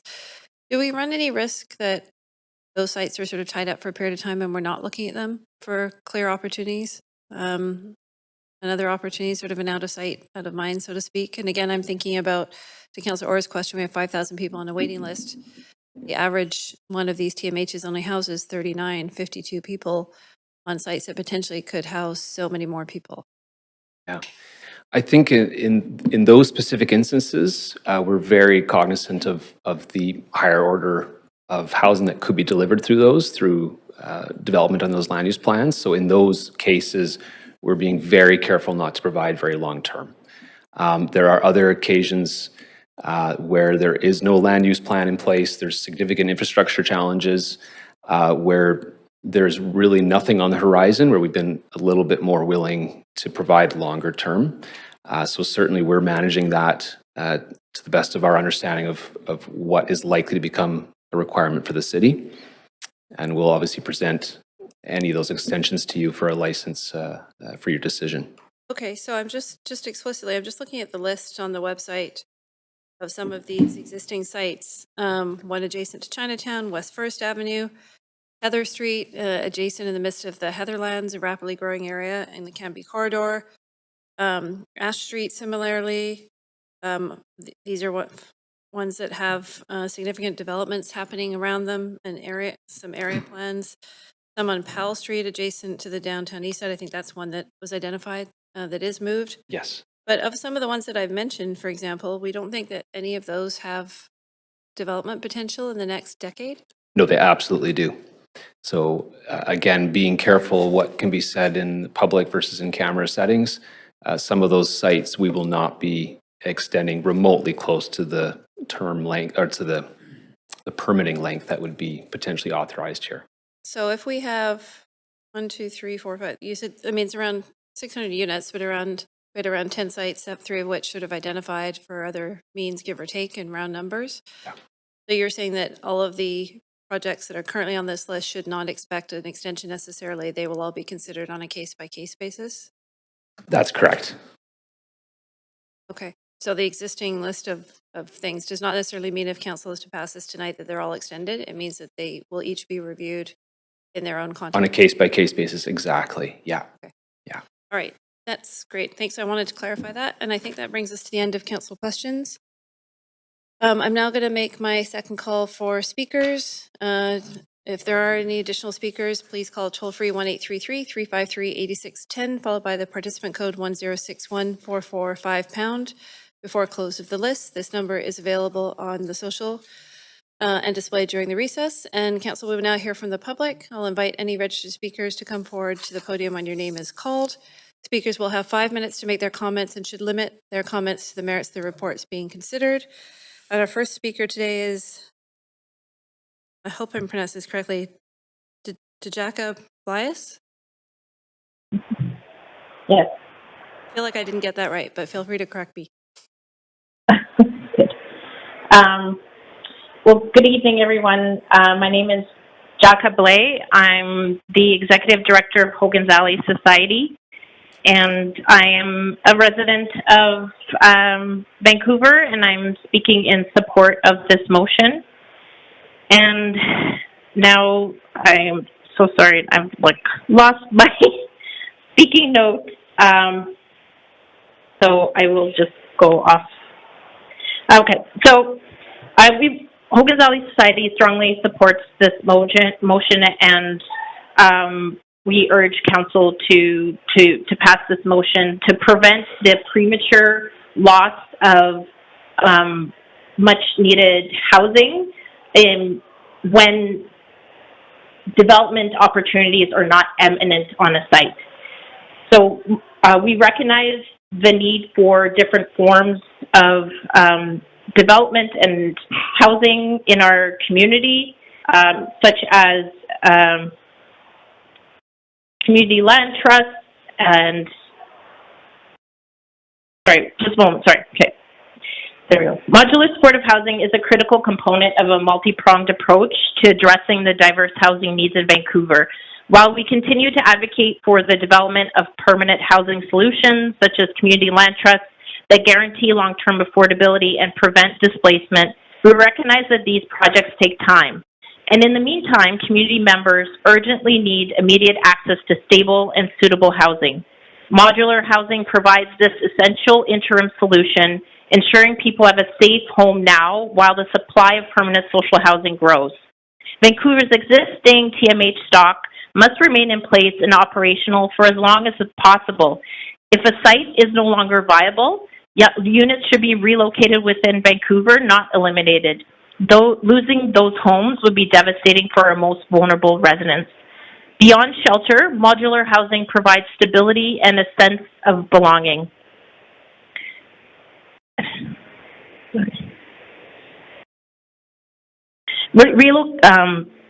Importantly, replacing the supportive housing currently provided in temporary modular housing takes significant time to plan, fund, and build. Extending the lease timelines for temporary modulars provides the critical breathing room needed to ensure that replacement supportive housing can be developed before residents are displaced. This amendment will buy the city and its partners valuable time to accelerate the delivery of permanent supportive housing, preventing gaps in housing supply, and ensuring smoother transitions for residents when redevelopment eventually occurs. As an example, Nora Hendricks Place is one of Vancouver's temporary modular buildings, providing 52 homes for some of the city's most vulnerable residents. Nora Hendricks Place prioritizes Black and Indigenous community members at risk of homelessness through a culturally formed approach. It sits on the 898 Main Street block, where Hogan's Alley Society has signed a memorandum of understanding with the city to lease and redevelop the site once the Georgia and Dunsmuir viaducts are removed. Since the timeline for the viaduct removal remains uncertain, the current lease for Nora Hendricks Place could expire before redevelopment is possible if this amendment is not approved, putting residents at significant risk. When temporary modular sites close, tenants are typically offered only 2 to 3 housing options. In some cases, these include SROs that are poorer quality than the modular homes. While BC Housing works to relocate residents, the scarcity of deeply affordable housing means that these moves can come at a cost. Every modular tenant placed in permanent housing reduces the stock available to others waiting for housing. Eventually, the closure of modular removes hundreds of homes from the already limited pool for very low-income residents. Tragically, many people may not survive long enough to secure housing. For all these reasons, Hogan's Alley Society urges Council to approve the proposed amendment, extending the life of modular supportive, providing the opportunity to extend the life of modular housing essential to maintaining desperately needed homes, and providing time to deliver permanent replacements, preventing future displacement, and protecting the lives of Vancouver's most vulnerable residents. Thank you. Thank you to Jacka for speaking to council. Appreciate it. Speaker number 2 is Tanya Fader. Speaker number 2 is not on the line. Okay, thanks. Speaker number 3, Byron Slack. Yeah, Byron Slack. Hi there. Senior Manager of Housing with PHS Community Services. Thank you so much for the opportunity, councillors and the public. PHS operates 3 temporary modular sites in Vancouver. We recognize the temporary nature of these. I was involved in the implementation of them back in the 20-teens. Not only do they provide some of the most dignified self-contained units for individuals to call home, but they are also easily maintained by design and are totally suitable to support the residents and programs that exist there for another 10 years or whatever is decided for the timeline if approved. When the date arrives, that development, the pending development at one of these sites, I recognize the need to plan ahead for the building's impending closure. But if that development is not pending, it only makes sense to extend these buildings' timelines, not only to continue the support of the individuals who call these buildings home, but to keep the current housing stock to accommodate the current situation, such as the list of folks, that 5,000 people on the supportive housing list, and to accommodate current situations like the Granville Strip, where plans are currently being made for displacement and are underway. All current units of housing should be retained to support this current need. Obviously, depending on what site can accommodate that before development takes place. When participating in the 20-teens as part of the teams moving individuals off the streets, sometimes off the very lots where these buildings were being constructed inside. The dialogue from the city was having a brick and mortar permanent housing built for these individuals as part of the development planned at these sites. Over time, it appears this is no longer on the table. And instead of instances of temporary modular housing being closed, when they are closed down, as which we've seen several sites close, individuals are being rehoused in pre-existing supportive housing, breaking up communities, and in many cases moving vulnerable individuals into the downtown east side from surrounding communities as a result. At the planned art gallery site, we watched as 2 modulars came down and 104 units and individuals were displaced into pre-existing supportive housing. And after that, the project didn't move, unfortunately, and so the site remains empty.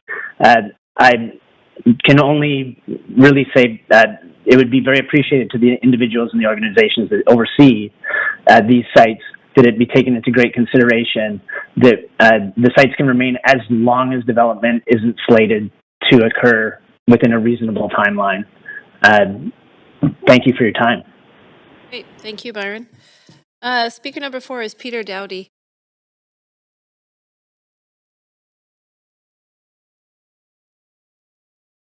Peter's on the line? Yes, I am. Okay, great. Please go ahead. Hi, my name's Peter Dowdy. I'm a member of the Vancouver Area Neighbors Association and a resident of Vancouver. I'm calling in to support the extension of the lease on temporary modular housing. Vancouver is in a housing crisis, and we have an extreme shortage of all kinds of housing. So I can definitely see why you might want to redevelop some of these sites.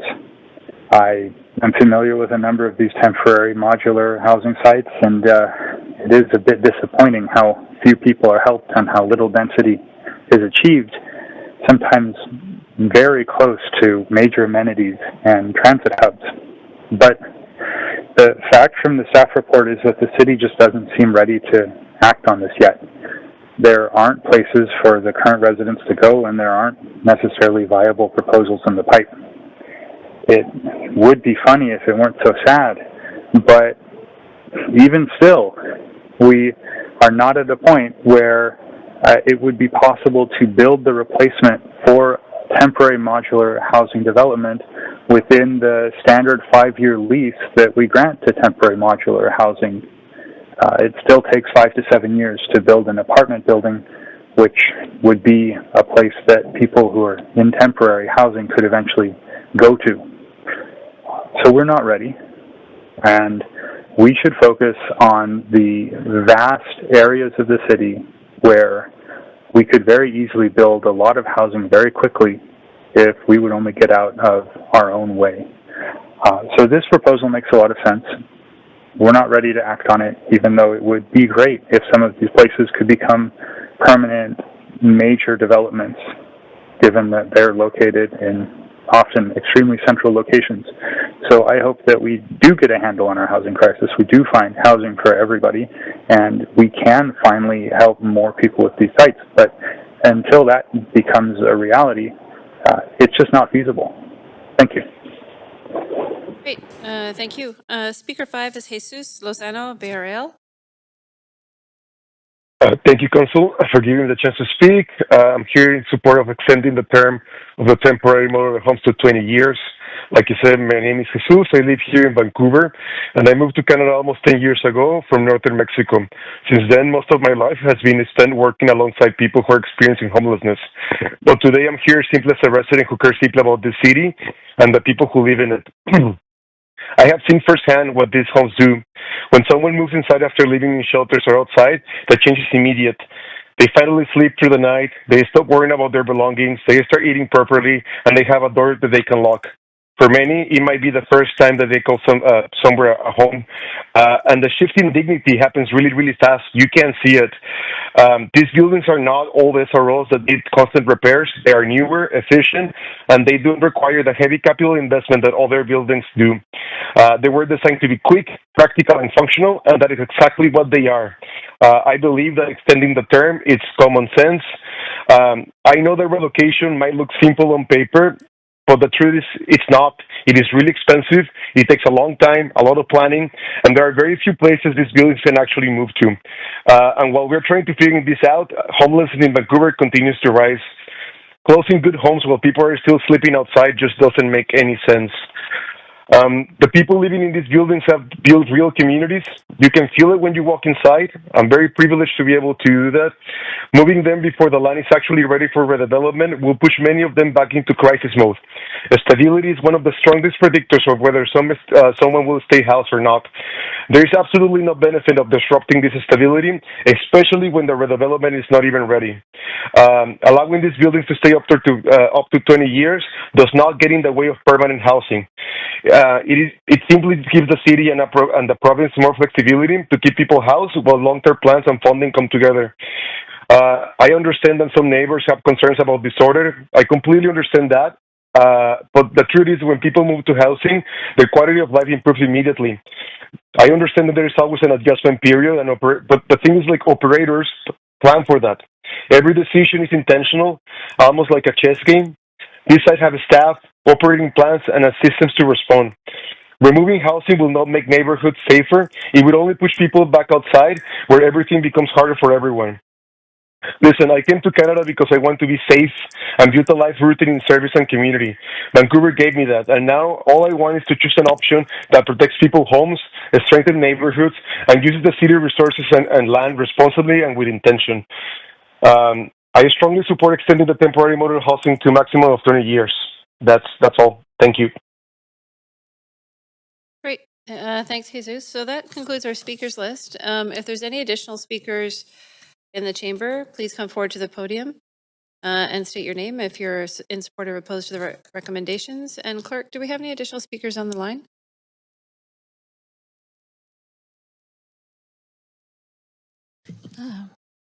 No additional speakers are on the line.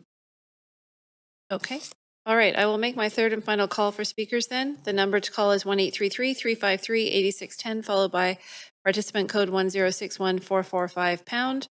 The phone number is posted on X and is displayed during the recess. Council, we're now going to take a 2-minute recess to allow for any final speakers the opportunity to call in, and we'll reconvene at 8:29.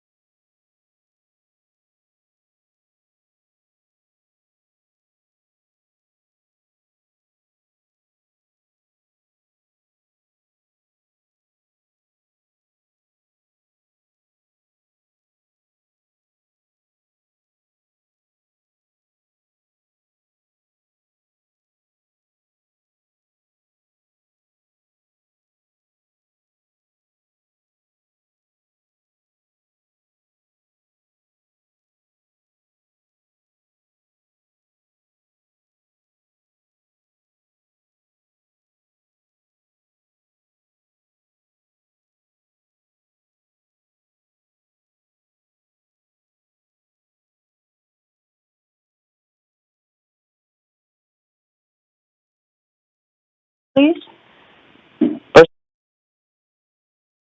Okay. Do we have quorum?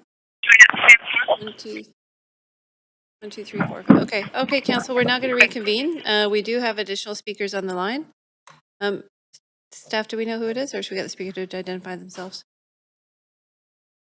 Okay. Sam, can I get you to identify if you're a resident of Vancouver or not? And then you have 5 minutes to speak and you can go ahead. Thank you.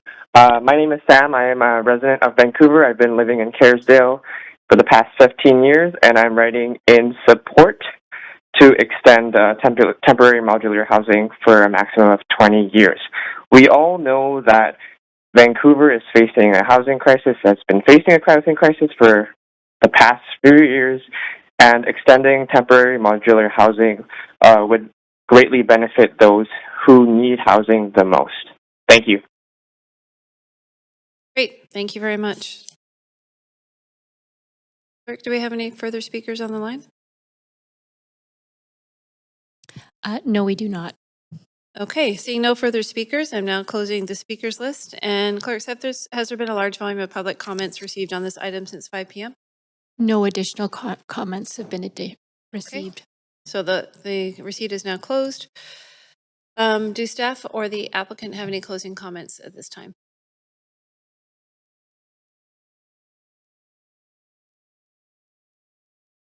If I can just maybe clarify the question around the permitting length and the length of term on the license agreements.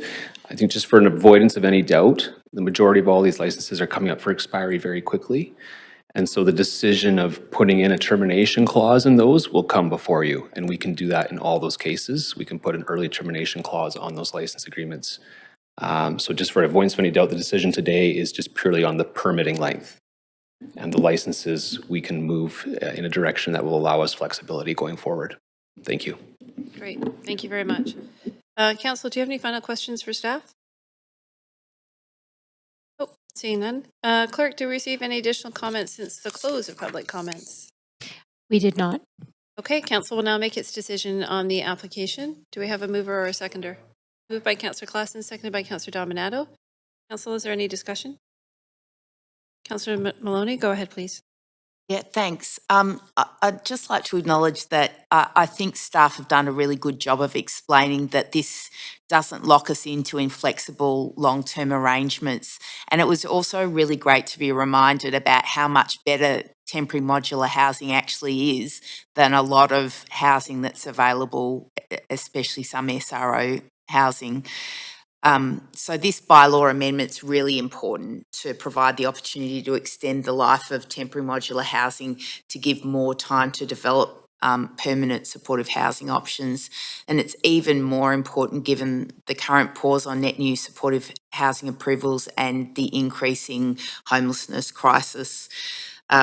Supportive housing availability is simply a matter of life and death for people. And, you know, we heard that it takes 5 to 7 years to build an apartment building. So this is really sensible, especially in the current economic climate where building projects are having unanticipated delays due to,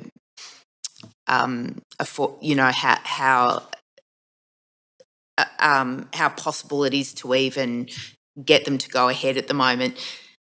So these buildings are designed to be long lasting, so there really isn't any need to stay with inflexibly short lease periods. So I'll definitely be voting in favour of this.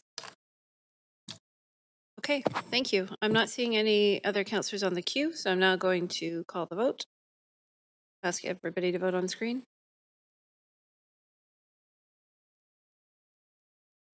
Can I get a vote of assist in favor, please, Chair? Oh, Councillor Bly, have you rejoined? Were you able to hear the proceedings? I was. Thank you. I was following along.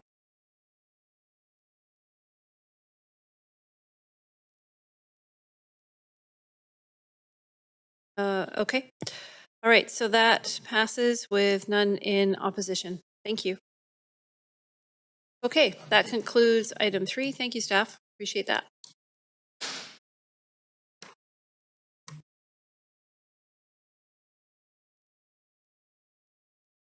Okay, we'll just take a moment to clear the room and let the team swap over.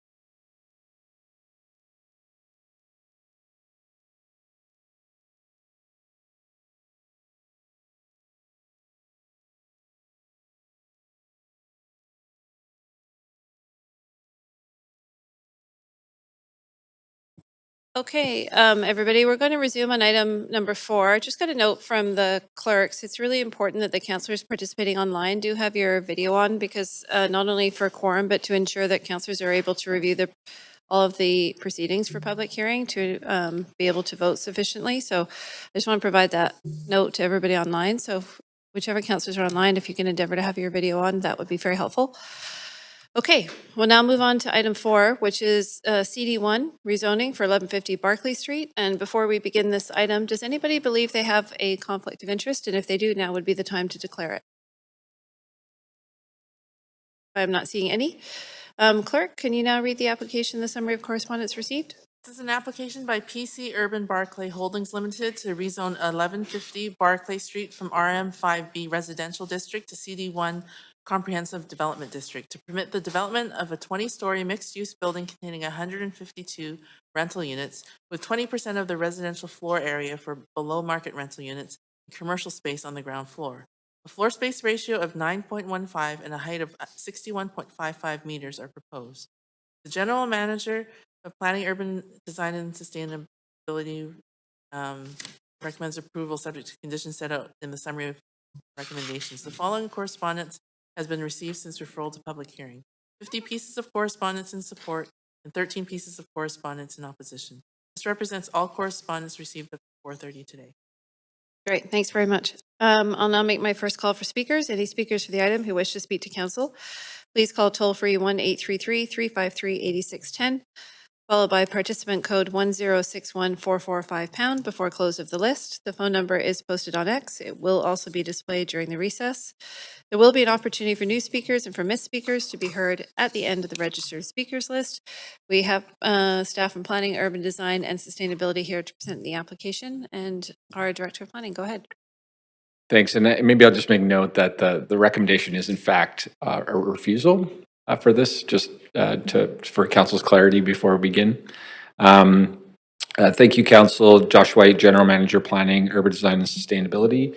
I wanted to provide a brief introduction before staff provides the overview of the application and staff's recommendation. As you're aware, a recommendation of refusal is a relatively rare event. Staff have reviewed the application objectively and considered the proposed merits. We are no longer in a mode of automatic policy says no. We exercise discretion and flexibility to help realize many projects to address our housing needs. This application presents some particular challenges, some with respect to the site, but importantly, how approval could affect the rest of the West End, given the current nature of the West End plan. When existing tenants are involved, not only on this site, but on like and similar sites across the neighborhood, we must exercise additional care. In the West End, in these locations where there's significant existing rental stock, we have not contemplated large-scale and widespread redevelopment. Broadway plan has similar characteristics, but is comprehensively planned for significant redevelopment with intent, including heights and densities carefully calibrated to help pay for relocation, paired with enhanced tenant relocation and protection thought through with painstaking detail. In the West End, though accommodating significant change in housing growth in planned locations has not contemplated change of this nature. Approval could motivate a wave of speculative investment where it's understood as possible to proceed with redevelopment and displacement without comprehensive tenant protection systems in place. There are 17,000 existing rental units in the neighborhood areas of the West End. Opening up them would be a big decision. And of course, that's not to say there aren't merits or positive attributes to the proposal or its design in front of you. But in considering this application, I would urge council to consider that context and potential trade-offs. And if there is interest in seeing redevelopment of this nature in the West End, and that could be a desirable future for this neighborhood, I would then also urge that a comprehensive Broadway-like plan commence in the near future, including consideration for tenant protections. Thank you for the opportunity for those introductory remarks. And with that, I'll hand it over to Danielle Feeney, who will present the application and staff's recommendations.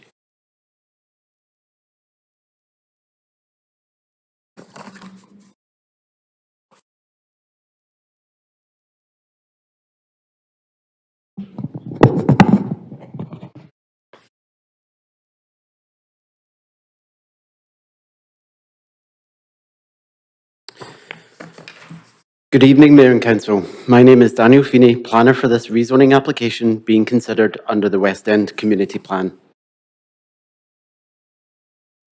As this application is recommended for refusal, staff will begin by outlining the key planning rationales to provide context for Council and the public. Later in the presentation, development planning staff will also present the form of development analysis. Overall, the proposal is for a 20-storey mixed-use building in an area of the plan that does not support rezoning applications for market and below-market rental. If this application were to be approved, several risks and implications are potentially at play. Staff emphasise the following key points for consideration. Expectations could be set within the development community, signalling that the West End neighbourhoods are open for high-density, market residential rezoning applications. Affordable rental units throughout the West End area could be lost to redevelopment. Tenants could face displacement on a large scale with no TRPP framework formally in place, and increased market speculation could be triggered. From a form of development and livability perspective, there are significant concerns associated with this proposal. In terms of the plan's targets, the plan is performing well, with thousands of units approved and the secured rental target already exceeded. Lastly, future planning work would be required to determine how rezoning-related development would be effectively managed in the plan's neighbourhoods.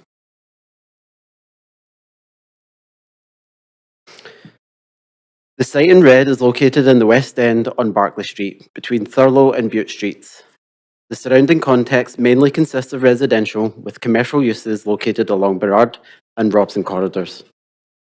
The site consists of a 4-storey apartment building with 19 units.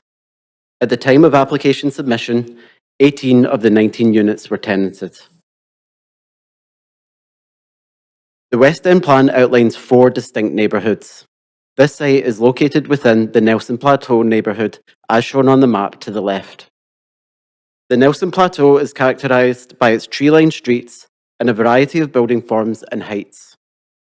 This neighbourhood also includes a significant inventory of affordable rental housing. The image in the centre illustrates a typical Nelson Plateau streetscape, with the existing building at 1150 Barclay on the right. Another key aspect of the West End's context is its large renter population.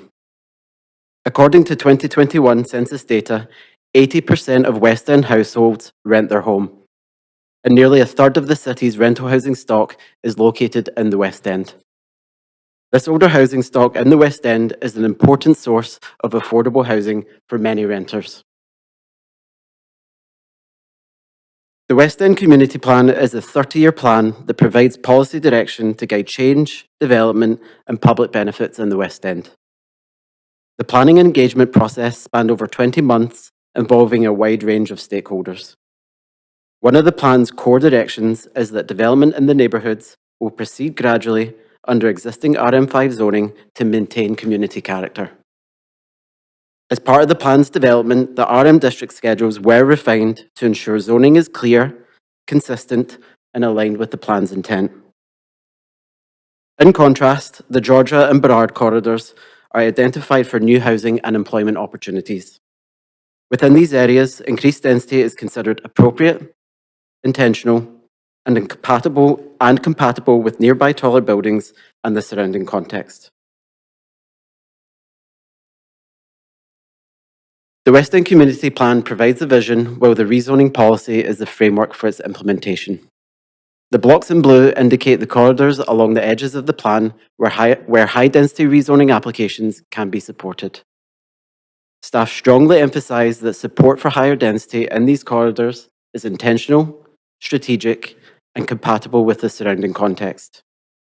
Within the neighbourhoods, rezoning applications can be supported for 100% social housing projects while other renewal is expected incrementally through the RM zones. The policy also sets out form of development requirements, which my colleague from Development Planning will cover later in the presentation. An important aspect of staff's analysis was to understand if the West End plan and rezoning policy are performing well. By 2043, the plan targets 1,900 additional secured market rental units and 1,600 social housing units. 12 years into implementation, approved projects have already surpassed the secured rental target by over 2,700 units, and approximately 1,600 more residential units are currently in the review stage. These metrics indicate the plan and rezoning policy are performing well and exceeding expectations. Turning to the proposal. This application for a 20-story mixed-use building was submitted in May 2024. The application proposes 152 rental units with 20% below market rental.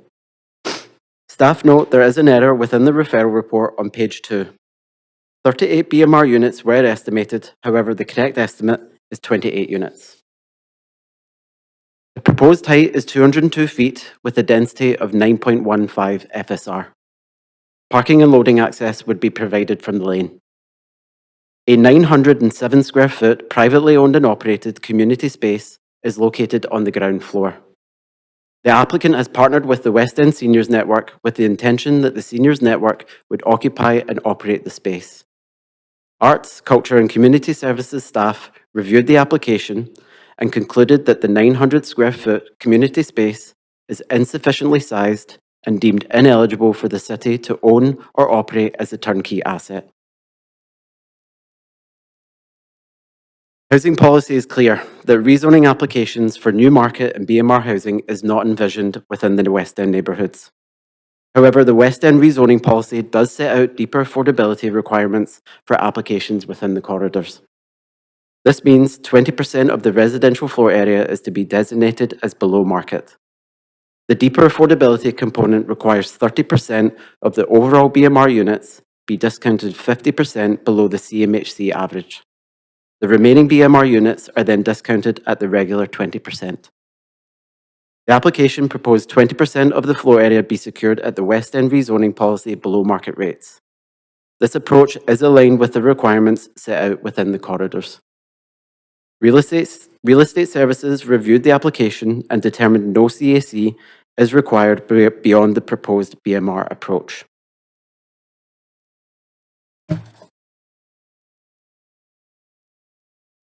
"17 of the 18 tenancies are eligible for tenant protection under the Tenant Relocation and Protection Policy. While staff do not support this application, if Council votes to approve the rezoning, the applicant would be required to follow the enhanced TRP requirements similar to the Broadway plan. While these enhanced TRP requirements are not applicable to the West End plan, staff consider it necessary and warranted to secure these additional protections for tenants facing displacement in an area of the plan that does not envision rezoning applications. Over 160 blocks are located within the neighbourhoods. This means a significant number of existing rental buildings could be affected if rezoning applications were to be considered in Area A of the plan. Lastly, there is a concern that if rezoning activity was to increase within the neighbourhoods, staff are unsure how significant tenant displacement could be effectively managed, particularly in an area that contains 1/3 of the city's affordable rental stock. Economic testing and planning work around tenant displacement in this area of the West End has not been carried out. This work would be necessary to understand the impacts and to implement appropriate TRP policy if rezoning potential were to be expanded in this area. My colleague, Hiroko Kobayashi, will now present the form of development analysis.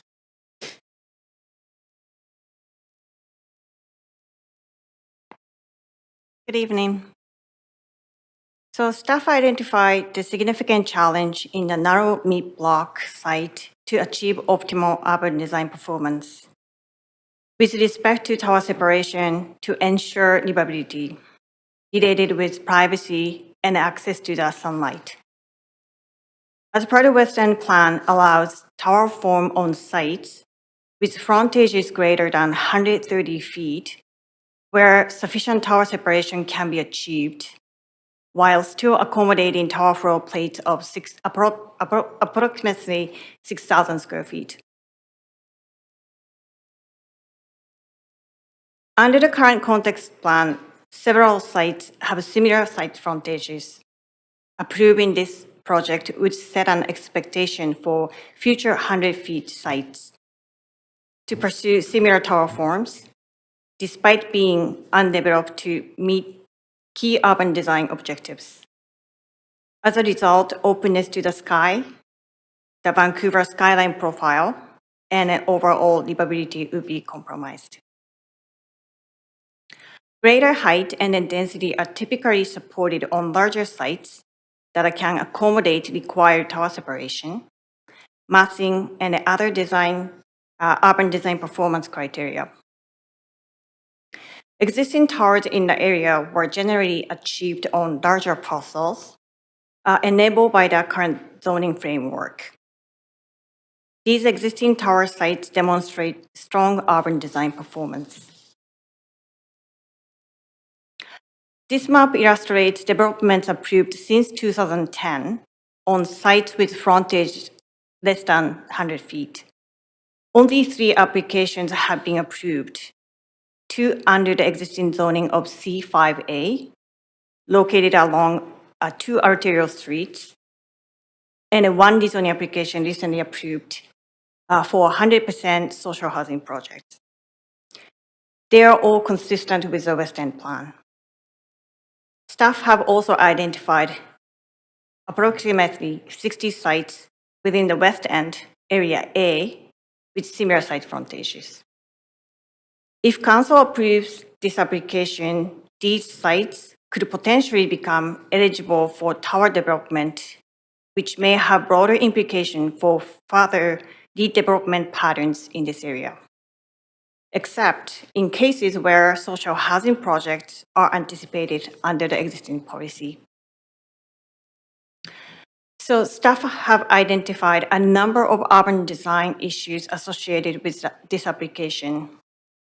These include a proposed building height that exceeds the permitted height by 140 feet, resulting in additional shadowing on the public realm, an increased density that contributes to greater massing bulk within the neighborhood context, and a narrow site frontage with insufficient setbacks and tower separation that negatively affects livability. Collectively, these factors affect existing residents, future redevelopment potential, overall livability, public realm quality, and the development's compatibility with surrounding neighborhood context.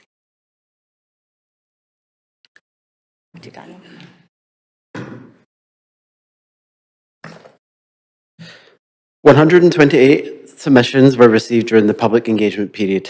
Supportive comments highlighted the addition of new rental housing and the proposal's close proximity to transit and amenities. Comments also noted that the project could have a positive impact on the area. Concerns focused on the proposed height being too tall for the neighbourhood, inconsistency with the plan, and the scale negatively impacting the character of the area. Before concluding, this slide outlines how staff arrived at the refusal recommendation. The intent here is to demonstrate that the proposal received a thorough and objective assessment and that its merits were carefully considered. During the review, several challenging questions emerged. For example, does the proposal comply with the applicable design guidelines? Is it supportable within the Burrard Corridor context? Meaning, if staff were to apply the adjacent policy context, would the proposal meet the development requirements set out within the corridors? Does it provide adequate tower separation to minimise impacts on neighbours? If supported, could it trigger land speculation or lead to tenant displacement? And importantly, can staff effectively review this proposal outside of a more formal planning process? These questions help staff identify and articulate the key risks that ultimately informed the refusal recommendation. Building on that assessment, staff identified several key risks that informed the refusal recommendation. First, approving this proposal would set expectations for the broader development community that proposals well outside the plan's framework could be considered. Second, there's a real concern about the potential loss of affordable rental housing and the displacement of existing tenants within the plan's neighbourhoods. Third, the proposal raises market speculation risks. It could signal increased land value expectations and invite similar applications outside the plan's intent. Fourth, there are notable form of development and livability issues, including limited tower separation and an undersized frontage relative to the proposal and context. Fifth, the plan is working as intended. Moving away from its strategic approach could compromise the commitments made to the community. And finally, in order to effectively assess rezoning applications within the neighbourhoods, a robust planning process accompanied by community engagement is needed. In conclusion, this proposal does not align with the West End Community Plan and raises several key planning and livability concerns. For these reasons, staff recommend refusal of the application as outlined in the referral report. Staff and the applicant team are available to answer any questions. Thank you. Great. Thanks very much to staff. Now I'm going to invite the applicant to present the application. If you'd like to do that, if you are here, I see you are.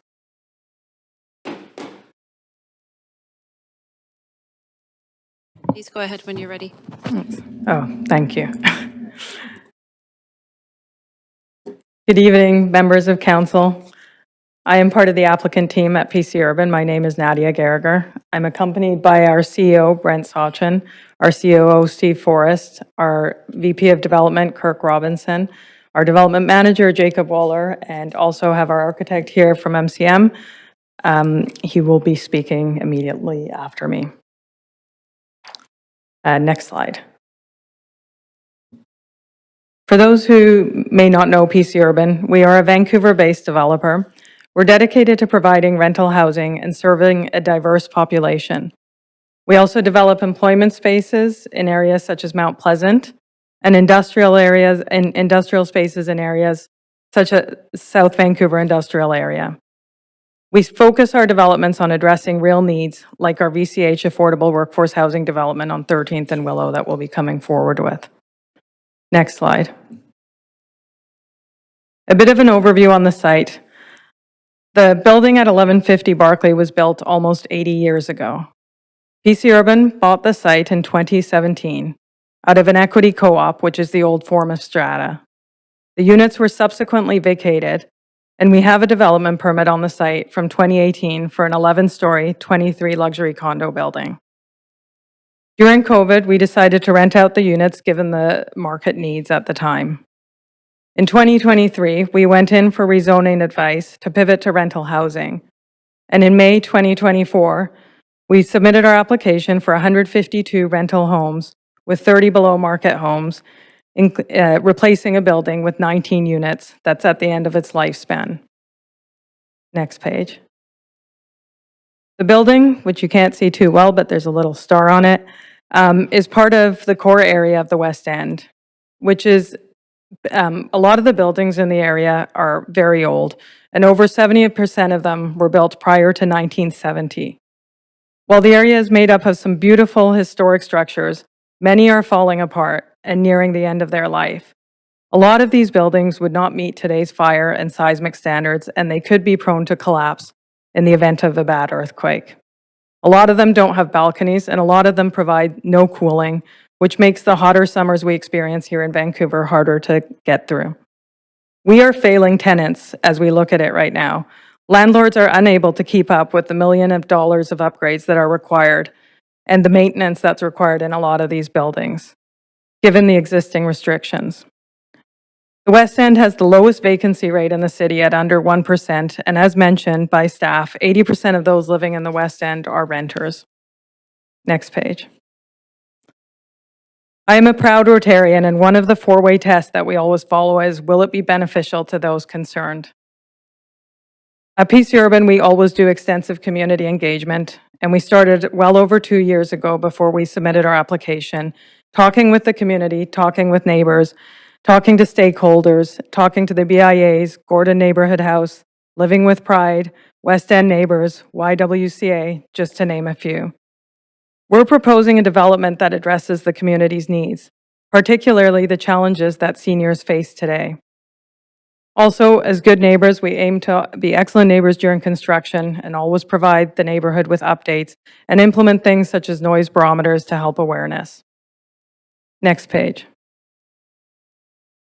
What came to light during our engagement was the real need for housing and food security, especially for seniors, which is why we formed a fantastic partnership with the West End Seniors Network, who will be speaking. And through extensive discussions, we've designed a community space providing a full kitchen connected to an outdoor patio. It will be a place to meet and share meals, fostering community and social engagement. We'd like to fully secure this space as a community hub, and we will be looking to contribute $100,000 upon completion to provide 8,500 meals. Next page. Just comparing our project to a social housing project, especially on the revenue side, we have 20% below market units, and a lot of those rates are close to or even lower than what's required for social housing in the city of Vancouver. 30% of the below market units, as mentioned, will be more deeply discounted at 50% below the CMHC rates, which equates to close to 70% of a discount to the actual market rates. In fact, if we were to model a social housing project at this site, the impact on our overall revenue would be limited to 5%, and that doesn't take into account any of the benefits that one would get from social housing. Next page. In terms of the TRP, as mentioned, these units were made available in response to COVID in 2020. All tenants have always been aware that this is a development site, and we've had very good communication with tenants. We are following the more stringent Broadway Plan TRP, which means tenants will have the choice of payment based on the length of tenancy or top-up, and usually the latter is higher. They'll also have the right to return to the new building at the lower of the below-market rates or their existing rates without income testing. The new below-market rates are actually lower than what most tenants are paying today. Next page. Just to finish off, we understand policy often lags reality, and what we are proposing is in response to a crumbling housing stock and addressing real needs in one of the nicest places to live. We're offering 152 rental homes, replacing 19 homes in a 1948 building, in an area with high demand that's served well by transit and is very walkable and bikeable. We're including 30 below-market homes, 57 family-oriented homes, and we will have full cooling throughout the building, and it will meet today's seismic and fire requirements. We also are continuing a great partnership with the Senior Services Society of BC, who's also here, and they're going to help manage the placement of seniors in need, especially for our below-market units. As mentioned, we have the community kitchen, the commercial kitchen with indoor and outdoor space with the West End Seniors Network, and the development also helps the broader community through the significant fees, including permitting fees and taxes that we will be paying as part of this development. And with that, I'll pass it over to Mark Thompson from MCM.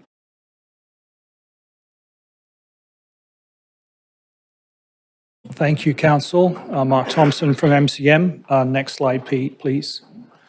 When we first started to look at this project as a rental building, I think one of the first things that we always do with projects like this is look at the context.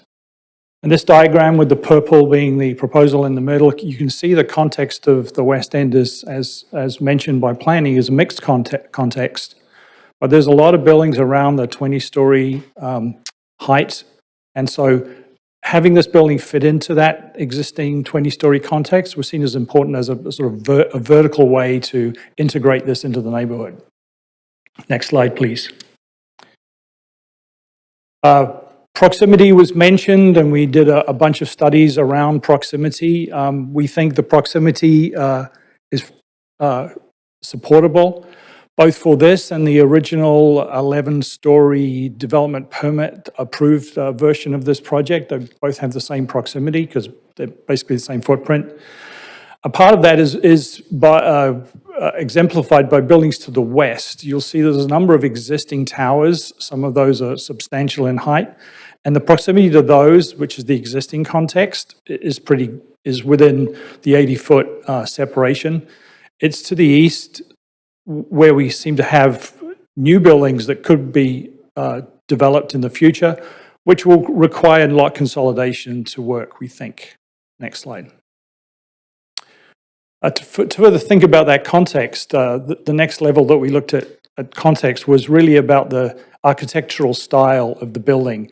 And these are existing buildings in the West End. They all have a very rectangular verticality to them. And if you take the next two images, you'll see that we've tried to integrate that type of architecture into this project to create, again, a sort of neighborliness to the project. Next slide. This is an image of that, and you can see that a lot of those same characteristics that you see in those West End 20-story towers we've integrated into this building as well. Next slide. View from the lane. Next slide again. As Nadia mentioned, the older housing stock within the West End has its issues, and one of the things about a new rezoning like this and the level of sustainability that we would apply to a building like this, it really does also speak to increased livability within the building.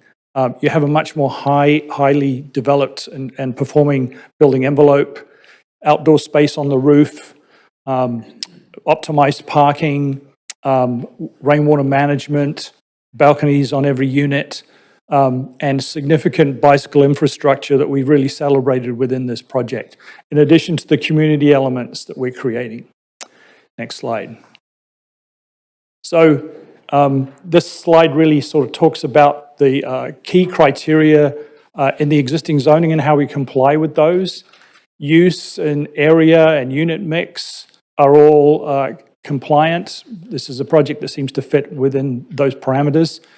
The maximum height is 18.3 meters. Within the existing zoning bylaw, it's relaxable to 58 meters. And we're a little bit taller than that, but we think we can work with planning to come within that parameter. Yard setback requirements that are in the existing zoning, we're slightly larger in terms of site coverage, but again, I think we can work with planning to make that comply. So really the biggest issue is that the density is greater than the existing density of the existing DP 11-story project.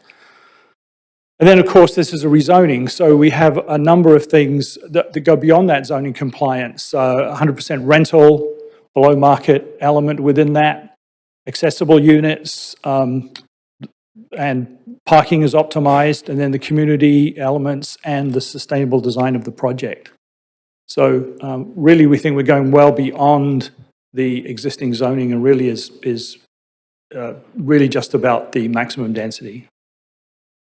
Next slide, please.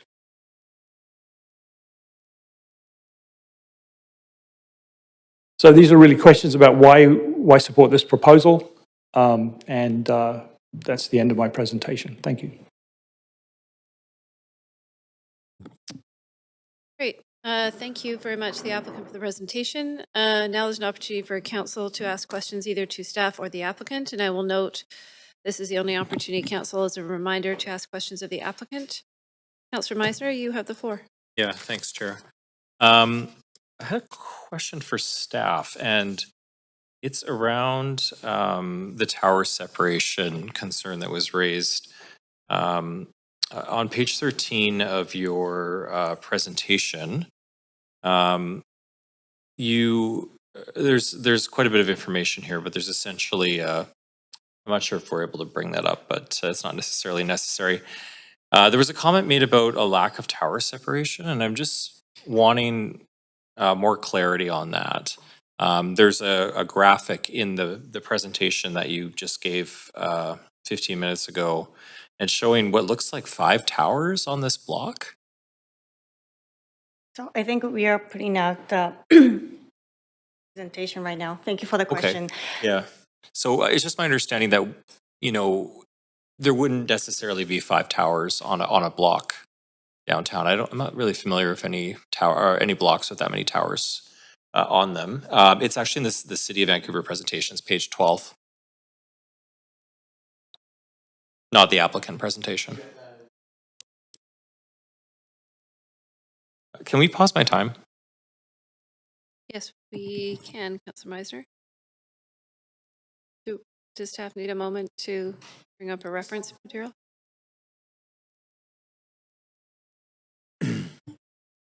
That's the one. Yeah. All right, let's Thank you. commence. Thanks. So am I understanding that, I mean, there's a concern raised about a lack of tower separation, but it looks like these outlines, are those meant to be future towers? So essentially, I think next slide would be better.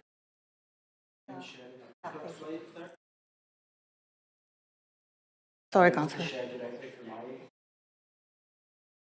Yeah, I'm definitely going to run out of time. So There's an additional backup slide if I'm able. There we go. Would encourage staff to can speak to this while the slides Yeah. are coming up, because Councillor Meisner does have limited time. okay, I need my time paused or I'll have to Do you come want back to, on. do you want to perhaps come back on? I'll come back on and I'm going to need a bit more time. Well, we'll try to endeavor to adhere to time limits, but I think we'll do is we'll just advance other councillors, and that'll give staff a chance to get ready for your question. Okay, Councillor Orr. Thank you. Thanks for both presentations. A lot to think about here. Obviously, I just had a question just about the language here around the tenant relocation policy, protection policy. The language is the ability to effectively support tenant displacement across the West End through the TRPP has not been tested or developed. Can you explain that to me? I might be a little naive here, but the West End plan does have tenant relocation protection, but is it because this proposal goes beyond like the Broadway style tenant protection that we haven't tested, or what have we not tested? Sorry. Yeah, thank you, Councillor Dan Garrison, Housing Policy and Regulation. What hasn't been tested in the West End, this area of the West End plan was not envisioned to be an area where significant redevelopment would occur. And so we weren't expecting to see the existing rental housing be redeveloped, and therefore we weren't expecting to need the kinds of tenant relocation and protection approaches that we developed for the Broadway plan. This plan, the West End plan, was 2014. This was long before we developed the Broadway plan and the approaches to tenant relocation we developed there. We did not have a below market rental program where we could secure below market rents through which tenants could exercise the right of first refusal to return at a rent they could afford. So because none of those practices were in place, they weren't put into the West End plan and they aren't here. We have not done the kinds of testing that we did for the Broadway plan, for example, for the kinds of heights and densities that would be required to enable that kind of tenant relocation and protection. So that's the kind of thing that we're referring to with that comment. Right, but so we have done it with the Broadway plan, and there's, we can compare and contrast, obviously, different areas, but we've learned a lot about tenant relocation and from the Broadway plan. We could apply that to here, I assume. Yes, we could, and that is actually staff's proposal. Like, obviously, we've recommended refusal of the application, but we've also included tenant relocation and protection policy language, enhanced protections, if council does decide to support the application. Okay, and then just one other thing where the applicant on their proposal on the policy matrix, they kind of checked off a few things that that checks off for them, and really it's only the FSR that is the problem. But they did mention they would work further with staff. Can you just go over that? What sort of, because there's two different kind of presentations. I'm just trying to level set in my head here what what is going on. So sorry, that's a terrible question, but can you reply to their presentation essentially about the policy matrix? Yeah, thank you for your question, Councillor. So I think what their matrix was trying to communicate that the main consideration for council was the deviation in density. But density also has a strong relationship with height. So the 18 meters under the RM5B zone, that's the maximum permitted height.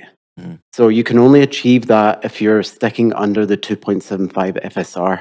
So there is a relationship there. So it's not necessarily just about density. There is a consideration for height as well. Okay, thanks. That's all for me. Okay, thanks, Councillor Orr. Councillor Klassen. Thanks very much, Chair. First of all, I just want to talk about the amenity space and ask a question of the applicant. The 900 square feet there seems, that'd be a relatively small flat. But we're talking about making this into a community space. Do you speak to that? It seems to me it's obviously didn't get the support of our community services team, but can you just speak to what you see the vision for that would be? Yes, please. Yeah. Bring the podium down, please. Clerk. Thank you for the question. The community space, the intention there is, and West End Seniors Network will be talking more about it, but right now they are based out of Barclay Manor. There is no proper kitchen there that they can use to provide meals. So the real purpose of this community room is to have a full commercial kitchen that they can use to provide meals. There will be enough seating space, and the hope is that in the summer people can sit outside. We're planning agriculture places outside and also work together with other community groups like the YWCA and youth and so forth in there, to have a real community gathering space. But the real focus is being able to provide meals. Okay, thanks very much. I'm going to turn the question now to staff. A point I think is well made is the age of the building stock contained within the boundaries of the West End plan. If you walk around there, the neighborhoods are very beautiful, but when you've got buildings that are pushing 70, 75 years old, with no capacity for cooling during the summer, and it's just kind of interesting to try to imagine how in today's housing market, how we can even see some of that turnover without having some leniency around densification. And as we see, there are a number of buildings in the area, the block or so away, that are already hitting that sort of 20-story height. Yeah, thanks, Councillor. I think that, yeah, it is a good point. I mean, obviously the low-rise wood frame rental stock in neighborhoods around the city isn't going to last forever. And so I think the Broadway plan was the first plan where we sort of really tackled that issue. In the West End plan, particularly in the neighborhoods areas that we're talking about now, we didn't address that issue in terms of an ability to redevelop. We did enable some infill development, some ability to provide infill and then use that as a way to sort of upgrade the existing stock. But, obviously with Broadway, we're saying that redevelopment is a way to address the aging stock. I think our concern in this context or for this project is simply that we have a plan that did not envision that, and there's a really significant amount of housing with folks living in it now that have a real range of incomes, a range of seniors, youth, others. And so there's just a sensitivity around enabling that kind of redevelopment that's not in a sort of more planned approach. I can't remember the number, but it was a very large number of unique sites that are contained within the West End plan. This is one. Are we talking about a mad rush towards a lot of change? I realize that there was the potential for triggering speculation and what have you, but is this one site that staff are recommending refusal to having that much of a sort of cascading effect on this? And again, I always feel like policies sometimes need a serious reconsideration. I think West End plan has been around for quite some time here, and we do have this aging building stock, which is, again, a concern because you could potentially push something down for another 10 years of deciding on this one, and the buildings are that much older and that much harder to maintain. Yes, I mean, certainly, I think it's fair to say, as Josh said in his opening remarks, like there are merits of this application that are noticeable, right? I think, again, our concern would be that if we did decide that we needed to do an opening up of those areas of the West End that are currently sort of don't have opportunities for redevelopment, it would be better to do a policy approach where we sort of figure that out. I take the point, though, about, you would have to, the length of time that it takes to do that, but certainly we think given the risks involved, we would prefer to take a policy-based approach to it. Okay, thanks. I'll leave it there, and I am at time, so thanks very much. Thanks, Councillor Klassen. Councillor Maloney, you have the floor. Oh, thanks. Sorry, I've just moved away from my questions. Sorry. So can I just, maybe the Director of Planning might be the right person to answer this series of questions. I'm interested in hearing about what aspects of the West End Community Plan are inconsistent with current planning practices. I mean, I noticed that we've got density designated for the most noisy, polluted, dangerous major roads, and that's, I understand, not something we would do if we were looking at it now. Yeah, the West Plan corridors they're not only on arterial sites, they're the sites in between also two arterials. It's the corridors here and the corridors along there. So I take your point about the planning philosophy that we want to enable housing opportunities off arterial. The corridors as they are do that as well. But again, I would suggest if we want to contemplate changes to the West End plan that might provide more opportunities off arterial, as Dan articulated, I think a comprehensive policy approach would be a good opportunity to do that. So given that we've just cut the planning department's budget by 15% and you already had a full workload, if we wanted to ask you to revise the West End community plan now, when would that be completed? Can I just interject and just ask the Director of Planning if you can provide us some guidance that we're supposed to focus on the merits of this application as opposed to broader area plan questions? I feel like we're straying a little bit, so if I can just steer you back to the specific application. Sure. Yeah, understood. I think yeah, relative to this proposal, what we expressed about the desire to if we are going to contemplate changes through for projects like and similar to this, taking a policy path, it would we would suggest a comprehensive policy approach. If that was the desire of council to do that, we would take that direction and we would consider that against all the other priorities we have from a policy development standpoint and create a work plan around that.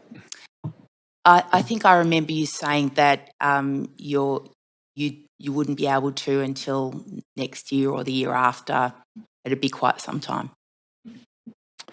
Yeah, again, we would weigh it against other priorities. We have obviously a pretty busy policy work plan that we're trying to advance housing priorities, whether it's villages or neighborhood centers. So we would have to weigh work in this area against those priorities. That's true. Thank you.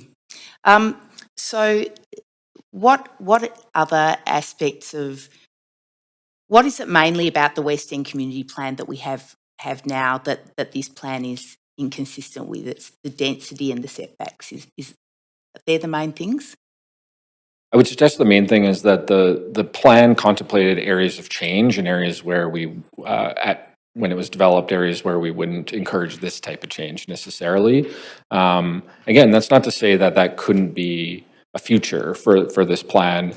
For all the reasons described in the aging housing stock, there may be good opportunity to figure out ways to refresh that housing stock over time, just like we've done with intent within Broadway Plan, which has some similar characteristics. It's just that we haven't done that work yet for this community. It's a large stock of existing rental, and that plan at that time did not envisage change. It directed change to certain areas of the plan, and we've seen success in a lot of uplift of housing volume in those areas. So the plan as it's written was successful. That's not to say it can't be updated in the future. I only have a bit of time left, but I would like to ask the applicant a quick question. When is this, when are you planning to start building this? I mean, we know that economic circumstances are difficult at the moment. Is this going to be several years away, or are you planning to start it soon if this is approved? Thank you very much, Councillor Maloney. And through Acting Mayor Kirby Young, not sure exactly what the protocol is. I'm Brent Sachin, the CEO of PC Urban. You have 8 seconds. We want to start by the end of 2026 to deliver homes in 2029. Thanks very much. Thank Sorry to you rush you. Yeah, no worries. Each counselor has a time limit, so bear that in mind, folks, when you're answering the questions. Next is Counselor Meisner. Thanks. I'll try this again. Tower separation. Thank you. Yeah, so it says or like insufficient, and I'm confused because I'm not seeing that. It's my understanding, like, you know, in neighborhoods where we are enabling towers, there's maybe 3 towers per block. Broadway plan, they've lifted some of the limits. So what is the separation concern here? So, are you putting up? Okay. And I've got limited time. So that the 5 towers is a hypothetical situation. So again, this proposal site is 90-foot lot. And then we recognize that within this block, at least 5 lots are very similar site frontage, which is this site is approved as the tower site. Another 4 sites can be potentially the tower. Okay, I've never seen that in any block in downtown Vancouver. Thanks for that. Other question is around lot frontage. So there was a mention about something like 90 foot. What is the lot frontage? This site is a 91 foot. Okay, so we recently approved a social housing tower on Broughton that was much taller than this. I believe it's like close to 30 stories, and the lot frontage was like 61 feet. So I guess my question is, why would we enable something like that on a much smaller lot, way taller, but we wouldn't enable this? Yep, thank you for your question, Same Councillor. neighborhood. Yep, absolutely. So the context with 1111 Broughton, it's an assessment of trade-offs. For 1111 Broughton, the assessment of trade-offs determined that the application was supportable, the delivery of social housing, and then the shorter lot actually created a more slender tower in the sky. With 1150 Barclay, a similar assessment of trade-offs was carried out, and that analysis determined that the application is not supportable, simply because the risks outweigh the benefits. But staff's making that assessment, correct? Correct. Yeah, okay. Okay, that's it. Thanks. Great, thanks, Counselor Meisner. I'm not seeing any other counselors on the queue at this point. So I'm now going to make my second call for speakers. If there are any speakers to the item, please call the toll-free number 1-833-353-8610, and the participant code is 1061445#. Before the close of the speakers list, the phone number will be posted on X and displayed during the recess. We will now move to hearing from the public. If there are any registered speakers in the council chamber, please come forward when I call your name. Speakers will have 5 minutes to make your comments. Please focus them on the merits of the application being considered. And our very first speaker today, number 1, is Alison Silgardo. Welcome. Good evening, Council. Thank you. My name is Alison Silgardo, and I am the CEO of Seniors Services Society of BC. And we work with seniors who are homeless or at risk of homelessness, not just in Vancouver, but around the province. As many of you are aware, or may not be aware, that seniors are the single largest population among the homeless, and that number has gone up 5 times in the last 10 years. We're here to support this particular plan, partly because we've had the opportunity to work with PC Urban in New Westminster, and they've taken the trouble to listen to the needs of seniors and be able to integrate that into what housing requires. The conversations earlier were about the housing stock as it is, and current housing stock is one of the biggest pathways to homelessness for seniors. When a senior cannot access the laundry room in their building because they've aged in place and need a mobility vehicle, they've done their laundry and they have body odor or their clothes can't be laundered, they end up getting a crisis eviction. Having a building that is built to modern standards is really critical, and particularly for seniors. We work very closely with the West End Seniors Network around placing seniors in housing.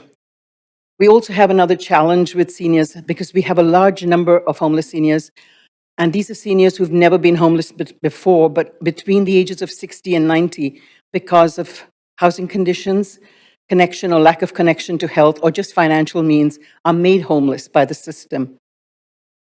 One of the challenges we've seen and has been seniors who need to find housing or be placed in housing across regional boundaries. We had a very tragic incident recently where a senior who worked on the SkyTrain line, had income, and found himself homeless, ended up with us. With all the supports in place, we transitioned him across regional boundaries. He also had a mental health situation, and within 2 months, he completely disintegrated and killed himself. So the need for seniors to age in their city and in their region is critical, because while the housing may be available elsewhere, they need to have the supports of their community, and seniors in the West End need that. We recently had a fire in the downtown West End, where we were able to work with our partner, West End Seniors Network, to provide supports with finance to be able to provide meals for seniors. Meals are another big challenge, where you see seniors at the food bank that have increased exponentially in the last little while. Having a place that seniors can go in for a meal has been critical to them not only keeping their housing, but staying alive. That's one of the reasons, among many, that PC Urban has been able to look beyond the blueprint and deliver in support of seniors. I actually will pause there if anybody has questions, and I do apologize. It's something, in the absence of having a ministry for seniors at the provincial level or a ministry for seniors at the federal level, you guys are the support seniors need in community. So really important to have that support for West End seniors.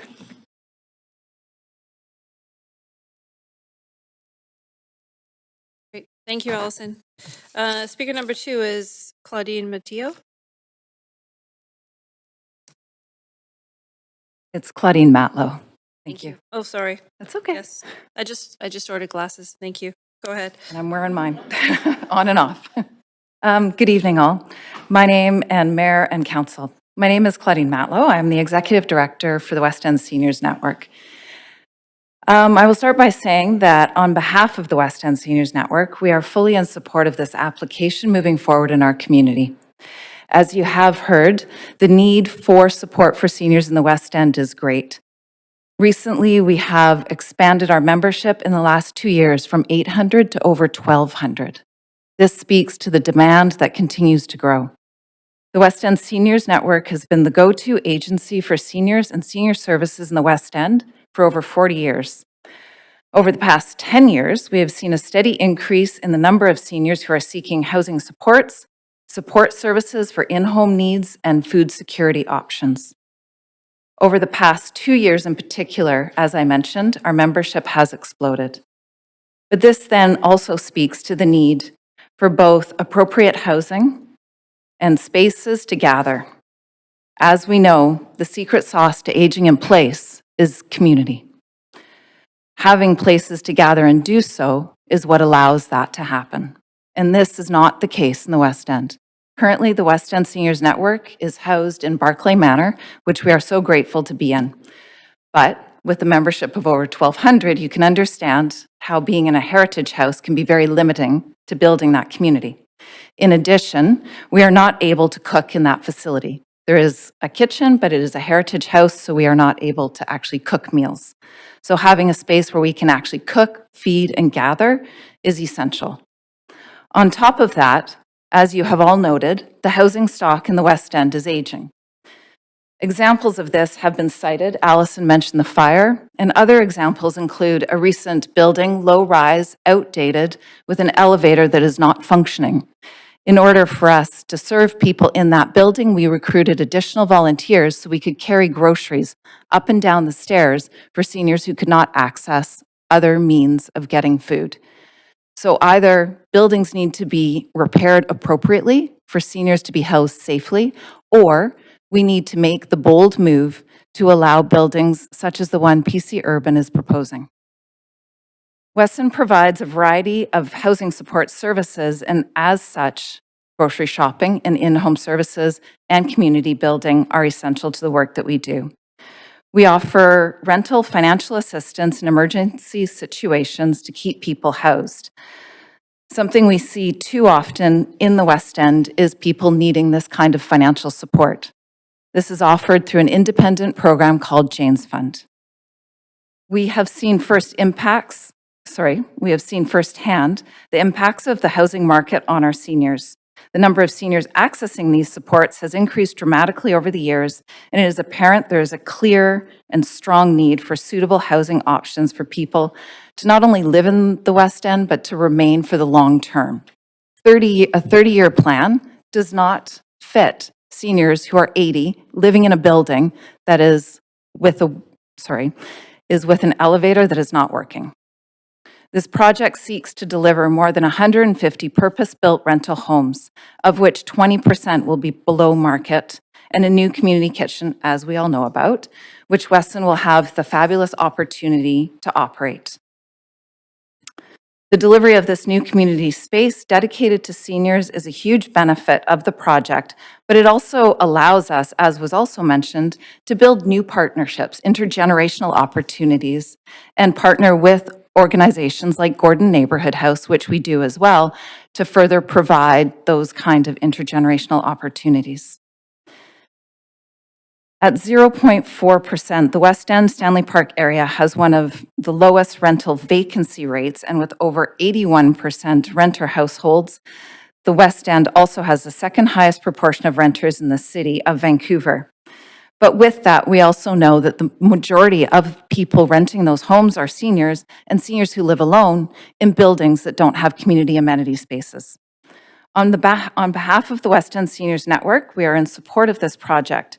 Seniors are an integral part of our community, and their needs are way too often overlooked. I am here today to advocate both for the housing and community needs of our West End seniors, and we ask that you give thorough thought, consideration, and vote in favor of this proposal. Thank you. Great, thanks very much, Claudine. Speaker number 3 is Matthew Thiessen, here in person. Good evening, Mayor and Council. My name is Matthew Thiessen, and I'm here tonight to share my support for the proposal at 1150 Barclay Street. Having worked, lived, and rented in this neighborhood for 13 years, I've seen firsthand how difficult it has become for people, especially seniors and longtime residents, to stay in the community we all love. In early 2024, I experienced the region's housing shortage firsthand with the need to move as my then landlord was under the real pressure to sell the strata unit I was renting. Finding a new rental was nearly impossible because there is simply not enough newer buildings in the area, and general availability is low. As many of us know, there are very few local buildings that include modern amenities, with choices being very limited. When I learned about this exciting proposal, I reached out to learn more. It has since come to my attention that there is a very unique, fruitful partnership with the West End Seniors Network. I know the West End Seniors Network has always been a lifeline for older residents and seniors. Having dedicated spaces where they can engage folks at street level, which is so very important, will give them more visibility and reach than they currently have. Since this building will accommodate these needs for our seniors, it without a doubt meets our West End core values. Some on council may also know that I am part owner of Somerville Community Relations. We are a small team of 5 employees operating one of the region's only independent organizations solely dedicated to tenant supports and engagement, relocation services as well, for when redevelopment is occurring. Our offices are just north of 1150 Barclay Street, and we are excited to know rental options have a real chance of being added nearby for the tenants we serve. Given our work and proximity to the West End, we have served many tenants and know all too well there is a growing need for both new rental units and places for seniors. As someone who works daily with tenant assistance policies, my curiosity also led me to the referral report to understand what supports are in place for existing tenants. As advised on page 12 of the referral report, and we've heard it a few times tonight, the applicant will be required to provide a tenant relocation plan for eligible tenants that meet the city's enhanced tenant relocation and protection requirements, like in the Broadway plan. We can take that to our minds of top-ups and supports throughout. Whilst the staff report keeps TRPP details high level, there is no doubt that existing tenant relocation needs will be buttressed rigorously with a secured commitment to provide enhanced protections. With enhanced supports in place, meaningful relocation assistance, in my professional opinion, is deliverable while also giving tenants the choice. Adding 152 rental homes with 20% secured below market units is a meaningful step towards keeping this neighborhood diverse and accessible for everyone. This is where council's focus will help the most, and that includes new buildings like this proposal that will have a real positive impact on people of all ages. In short, we need to take opportunities where possible to actively renew our aging housing stock, using targeted approaches to get ahead of the current and future needs of seniors and renters. Thoughtful projects like 1150 Barclay help build a more reliable, inclusive future, one where people of all ages and income levels can continue to live and thrive in the neighborhood they love. Thank you. Thank you, Matthew. I see Councillor Klassen on the queue, and noting the hour at 9:40, and we still have some speakers in front of us. I'm wondering if you're looking to move a motion, Councillor Klassen? Correct. Sorry, Chair. I just wanted to move a motion to conclude the listening to hearing from speakers, and then refer debate and decision to, I think it's council meeting on December 9th or December 10th. I maybe get a December 9th. clarification for the clerk. It is December 9th, the next council date. Is that your intention? That would be the motion. Okay, so we have a motion. Okay. Okay.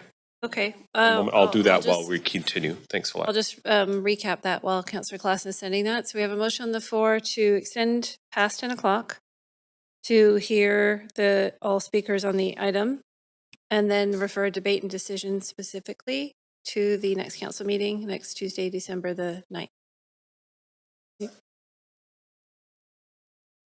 You're asking me about.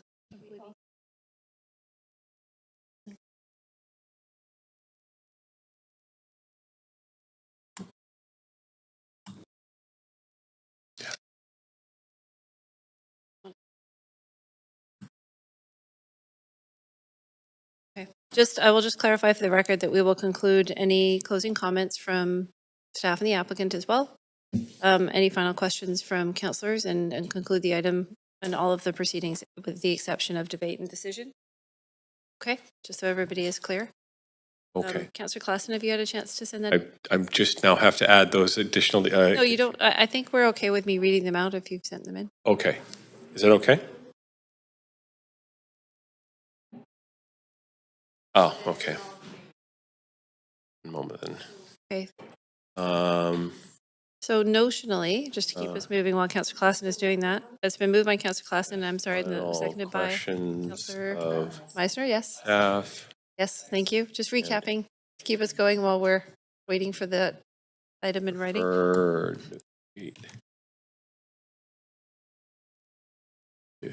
December 9th, is that correct? Correct. Hopefully that covers it. Okay, clerks, do we have that? Sec.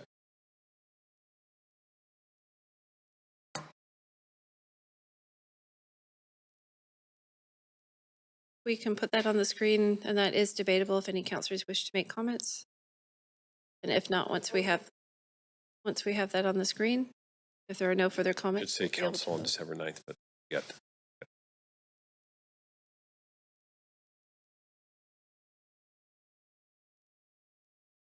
You put it on the screen, maybe we can edit it, Leslie.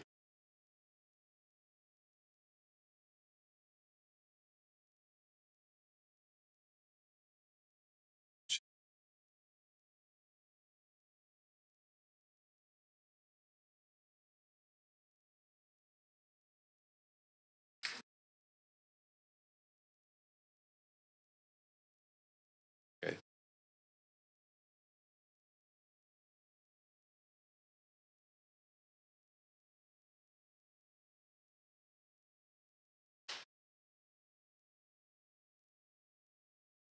Okay, just bear with us, everybody. We'll just get this up as quickly as we can. We can continue. Maybe what we'll do, you know what I think I'm going to suggest is just with the hour, we still have time to do this motion. So I'm going to suggest with council's indulgence that we come back to that and we continue hearing a couple more speakers to keep us moving. So we're going to go to speaker number 4, Dana Garcia. Dana should be on the phone.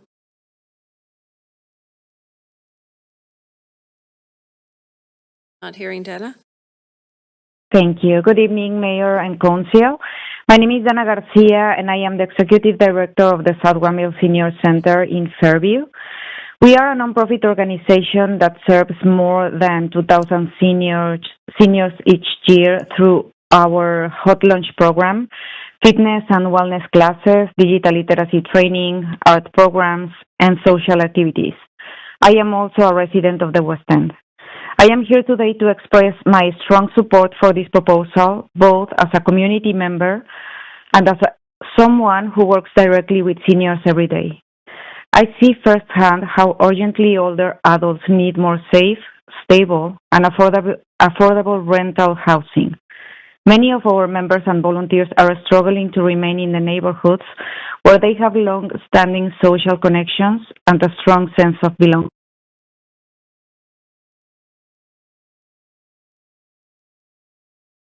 Okay, thank you. That concludes your comments. Yes, Dana? Okay, I assume that is.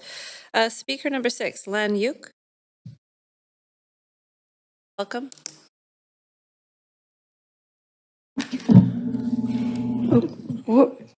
Okay, sorry. Hello, my name is Lan Yuk. I moved to Canada from South Korea and have lived in the West End for almost 30 years. It is a wonderful neighborhood with friendly people, and I was able to make many friends. The West End Seniors Network has been a big part of that. The programs and people here have enriched many lives, including mine. I'm now retired and have been volunteering at West End Seniors Network for 6 years. I love it. But it is also very busy and crowded. We need more space and a much bigger kitchen. Please allow this project to go ahead. Our seniors community would really benefit from having more space and a modern commercial kitchen. Thank you. Thank you, Lan. Appreciate you speaking to council. Speaker number 7, Spencer Purdy.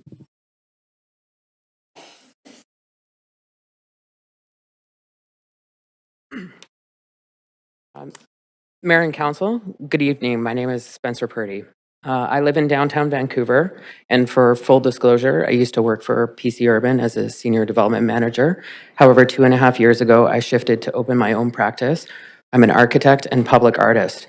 I have no connection to this development professionally. I spend every day thinking about what makes neighborhoods vibrant, colorful, welcoming, sustainable over time. The West End used to be one of the most populated neighborhoods and dynamic neighborhoods in the world. One that I lived in for 10 years, literally living a block away from this proposal. It earned the reputation because these communities embraced growth and welcomed people, especially renters. But most of that purpose-built rental housing was constructed in the 1960s or 70s. These towers that set that precedent for 20 plus stories was long ago. And yet for decades, little renewal in this rental stock at that height and density has been permitted. Many of these statistics have been said tonight, but they're worthwhile repeating. So today, 81% of households in the West End rent, but this neighborhood has effectively sterilized new rental housing due to policies that no longer reflect the needs of Vancouverites. These policies are working well for the people who like the neighborhood exactly as it is, but not for the many trying to build a life within the realities of 2025. This proposal is a rare opportunity for 150 secure rental homes in a community where the vacancy rate is 0.4%. homes for workers, families, seniors, and homes for people like me. It brings new stock within seismically safe construction and adds density in the most responsible way we can, where transit, services, and walkability are already excellent. I love the West End. I wanted to remain in the West End, but I couldn't find a place to rent that fit my needs. I want the West End to remain vibrant, mixed, a lived-in community, and for it to grow, not to become a museum of what it used to be. Communities change, needs change, and we're all aware that our population has drastically grown. We can't meet our housing goals without saying yes to projects like this. This is rental housing. This is where rental housing should be. It's good urbanism, this is good design, and it's good for the future of Vancouver. Thank you. Great, thank you, Spencer. Okay, we're now going to go back to Councillor Klassen's motion, seconded by Councillor Meisner, and I think clerks have that ready. Can we pop that up on screen, please?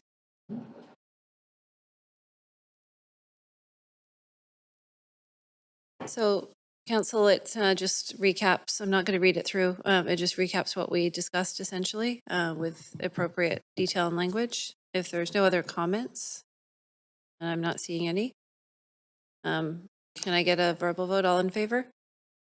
Any opposed? I'm not hearing any. Thank you, Council. So we will carry on. Speaker number 8, Timothy Welsh, by phone.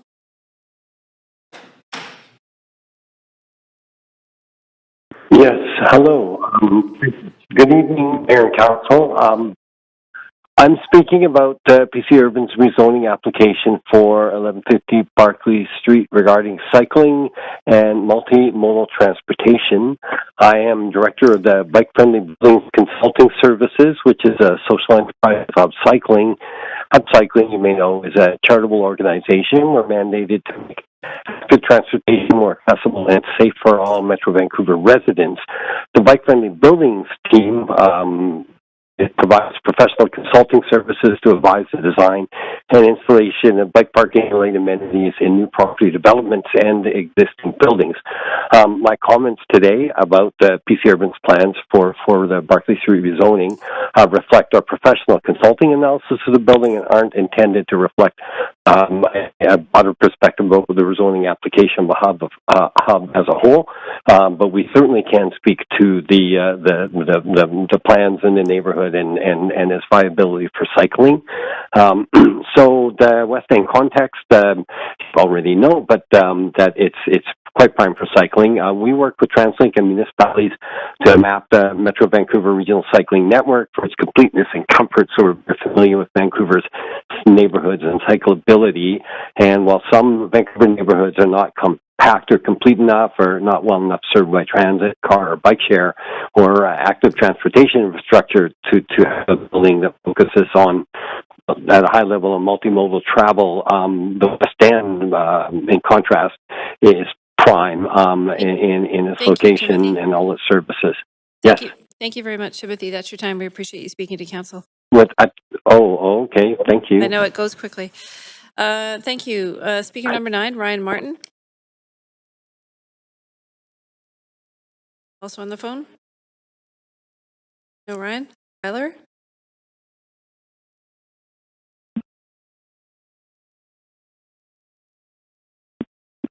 Hi, Tyler. Please go ahead. Hi. How are you today? Good, thanks. Good. It's a little bit long for everyone, I'm sure. I'll be as brief as possible. I wrote some notes so I wouldn't forget anything because I knew I'd be late and I would be tired. Good evening, Mayor and Council. My name is Tyler Johnson. I'm the Managing Director of IC&I at AWM Alliance Real Estate Group. We are the managers of 1150 Barclay. AWM is a locally owned real estate management services company that's been active in Metro Vancouver since 1997. We provide property management services as well as sales and leasing for all types of properties, including strata, residential rentals, retail, office, industrial, mixed-use developments. Personally, I've been doing this since 1990. I've got 35 years experience in this rental market that we're in now.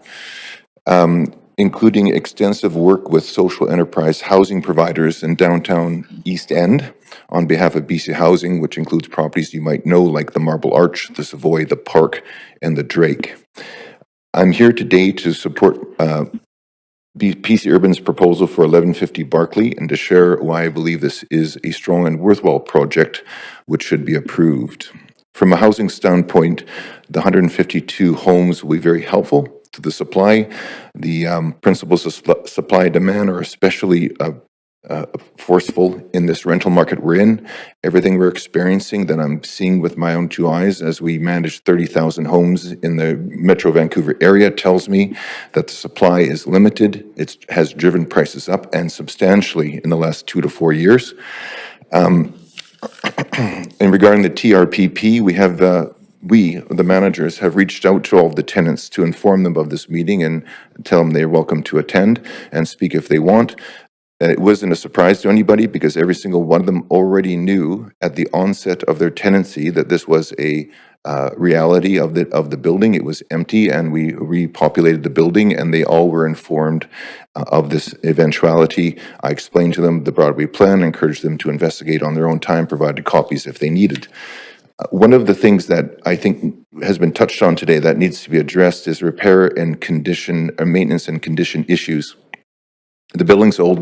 People have talked about that already, as are the vast majority of properties in the West End, as everybody has already talked about.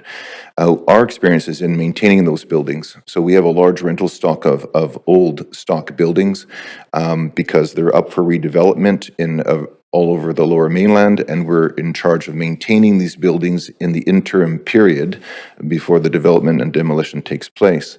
So these buildings don't just need routine maintenance. They have significant maintenance interventions that are going to be required. So we're talking structural, mechanical, and safety concerns. So in a relatable sense, we're talking about exterior leaks, roof leaks, hot water interruptions, heating interruptions, leaking pipes, and none of them have a fire sprinkler system.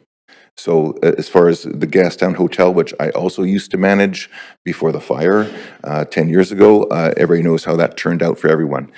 This is not even addressing aesthetic or condition concerns, the lack of cooling or the lack of elevators, which was touched on previously by one of the senior representatives on behalf of the senior community. The cost to renovate these buildings is substantial. It would cost millions of dollars. It's not economically viable. It's not going to happen. What is going to happen is they're just going to be depopulated at some point, and it's going to happen en masse, right? Because they're all aging in the same way at the same time. So it would be kind of prudent to stagger this process over a course of time. When I managed those properties for BC Housing, they spent $200 million to buy them. Taxpayer money, no problem, right? Not theirs. And we spent $200 million renovating them. Taxpayers' money, not a developer private money. It's all taxpayer money. So it was all possible. That's not going to happen in the private industry. We got to future-proof our communities by redeveloping this aging stock. On a human level, I've been a resident of Vancouver. I was born here in 1967. I've lived here for the majority of my life. I currently live on the west side of Vancouver. I used to live in the West End. It is absolutely befuddling to me, just as on a human level, that there's all these vague and strange objections that are unsubstantiated that I've heard up to this point when it comes to building rental stock. People can't afford their rent. I deal with these people every day. They can't afford it. They have to have roommates because they can't afford the rent by themselves because we don't have enough stock. You have to build more. That is a supply and demand principle. Everybody knows what it is. So I encourage you to approve the application because these are the type of things we need to get moving now. It's not going to happen tomorrow. It's 2029. In the meanwhile, there's other buildings that'll make the applications and they'll be staggered further down the road. And those buildings will house the people under the affordable units that are now going to have to vacate future buildings. So I hope you can kindly listen to my words and take appropriate action because this is not a new problem. Thank you, Tyler. Right on time. Appreciate that. Speaker 11, Rick Fitzgerald.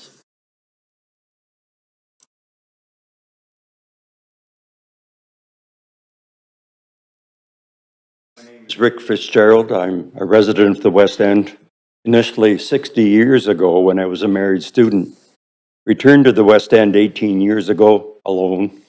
And since 2020, coincidentally, in the same English Bay Tower as 1965. The West End is not only my home, it's my community, my neighborhood, where I'm an active member of the West End Seniors Network. which I will be referring to as Wesson while voicing these thoughts concerning the rezoning application at 1150 Barclay Street. The West End is where I meet my modest shopping needs, borrow library books, travel on transit, hang out with friends, and volunteer for community programs and activities at Barclay Manor and at nearby Gordon Neighborhood House.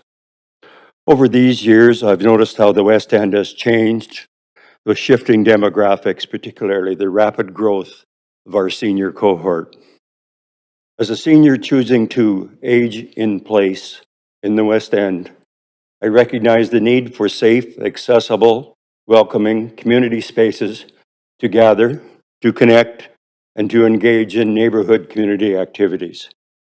As I understand this property developer's corporate promises to Wesson, their key plan includes designated street front space for meetings, a community kitchen with an attached patio, an outdoor community area, presumably that adjacent area to be shared with residents at 1150 Barclay.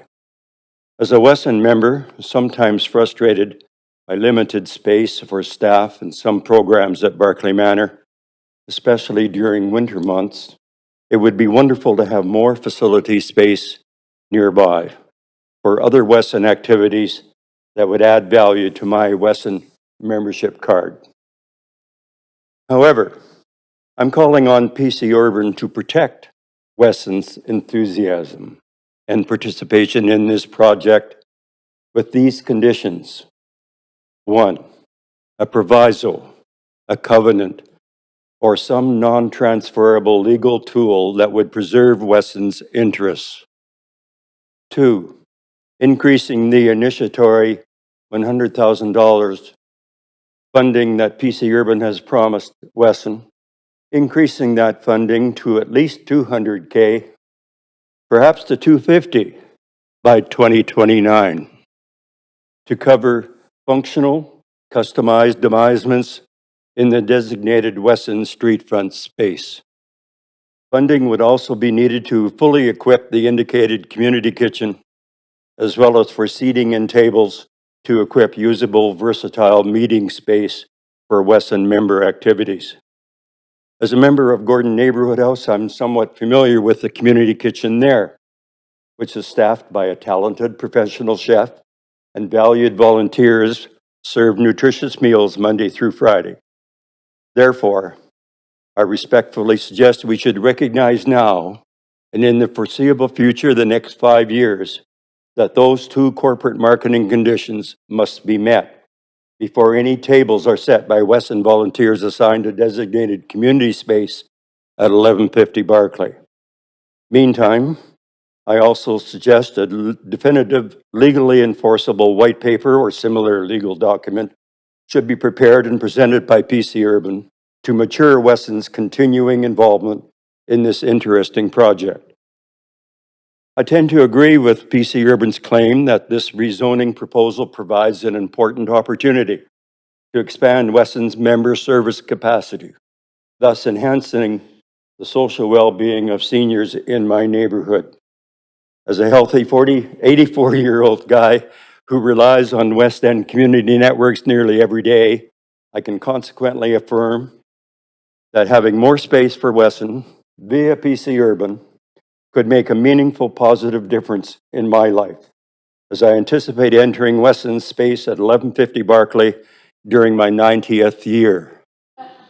Accordingly, with the protective, legally enforceable conditions stated in these remarks, I respectfully encourage Council to approve PC Urban's current proposal for rezoning 1150 Barclay Street. I appreciate your attention and thank you for your time. Thank you for your remarks, Rick, and for speaking in person tonight.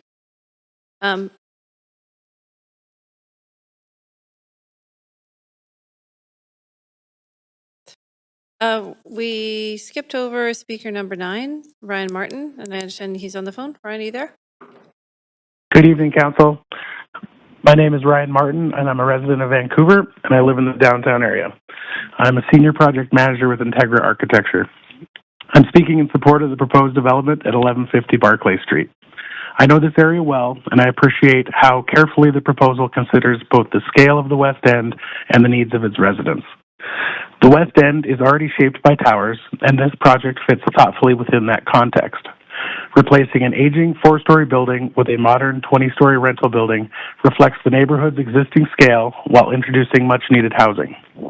From a planning perspective, this is the kind of densification that works. It strengthens the community without overwhelming it, adds long-term rental options, and ensures the neighborhood remains vibrant and diverse. From an architectural standpoint, this project is an improvement on multiple levels. It upgrades an outdated post-war building to a modern, safe, and accessible design that responds to both the urban context and residents' needs. It also introduces spaces that encourage social connection, like the community kitchen, which can serve as a hub for residents and local organizations, including the seniors programs mentioned earlier.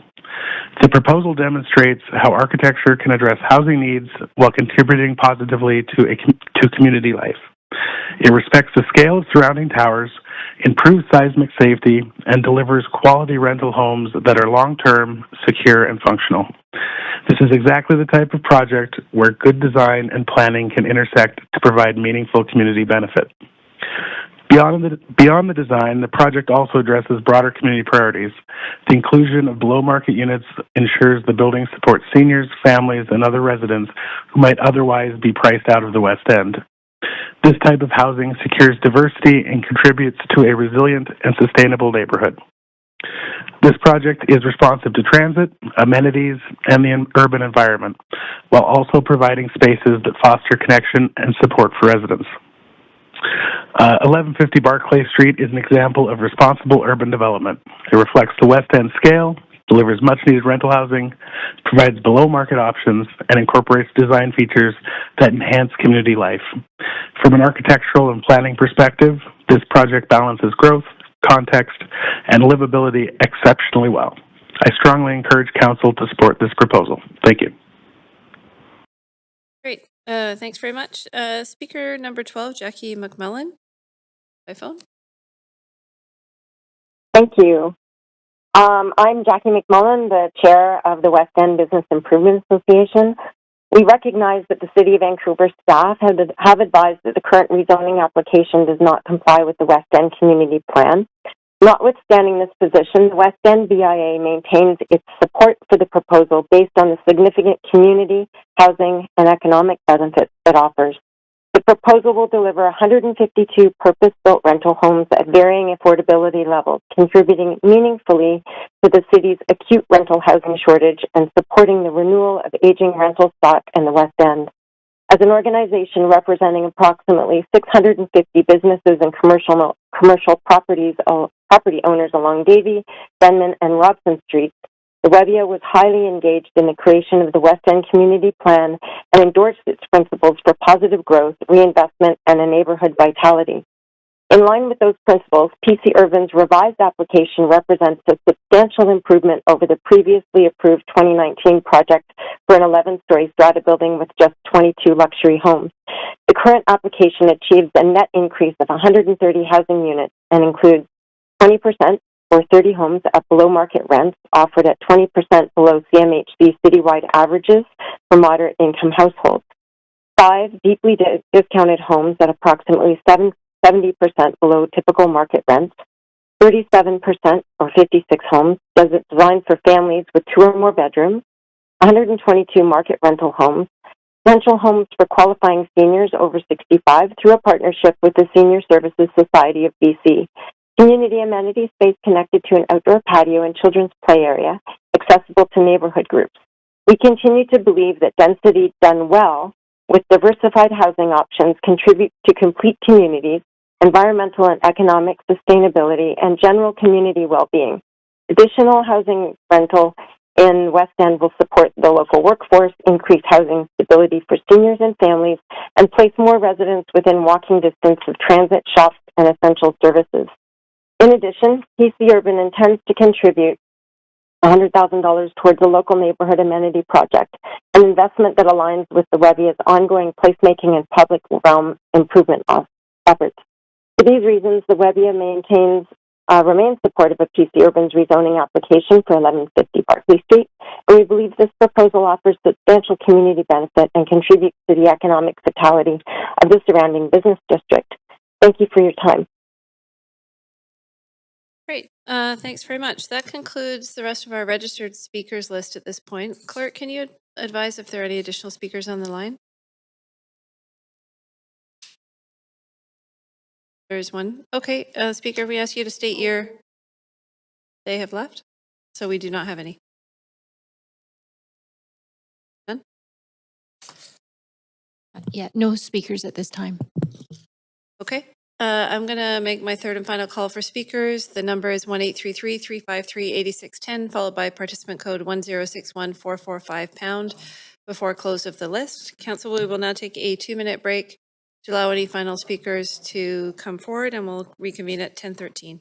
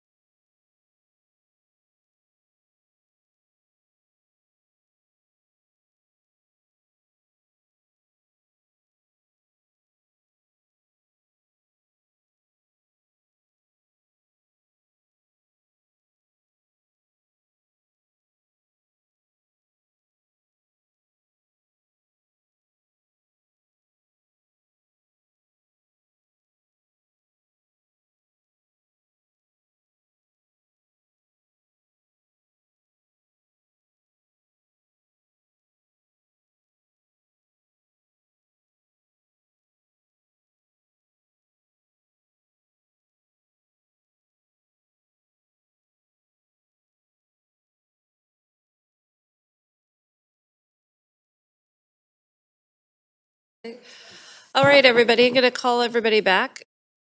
We can get everybody ready to go. Okay, Clerk, just checking. Do we have any final additional speakers on the line?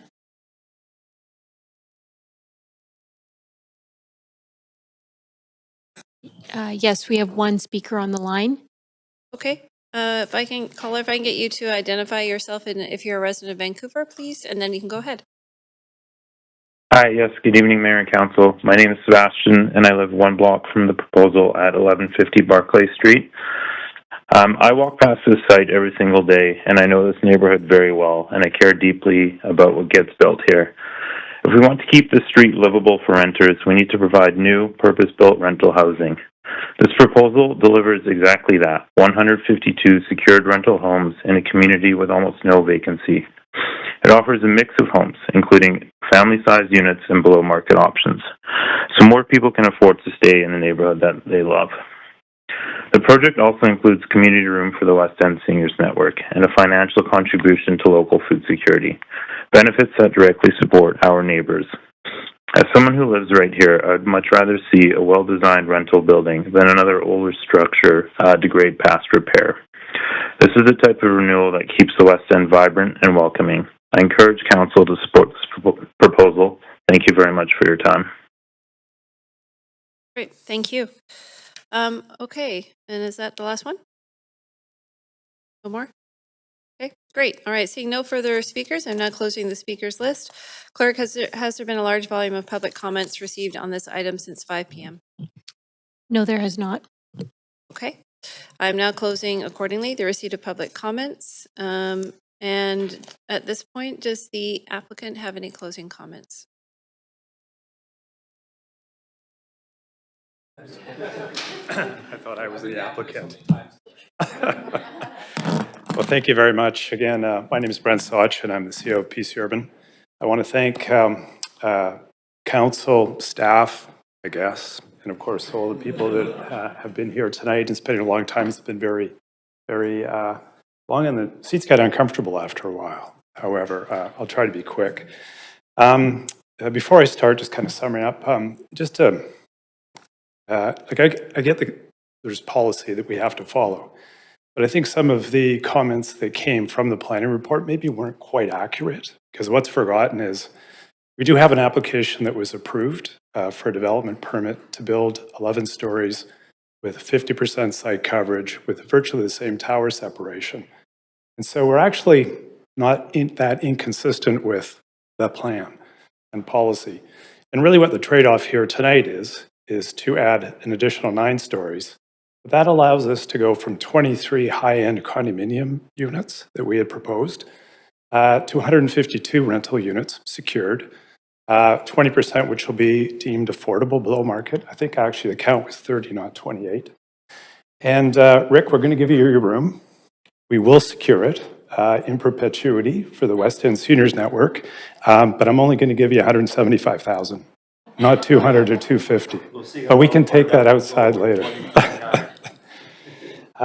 When we originally bought this was an equity co-op, an early form of strata ownership. We purchased the property in 2017.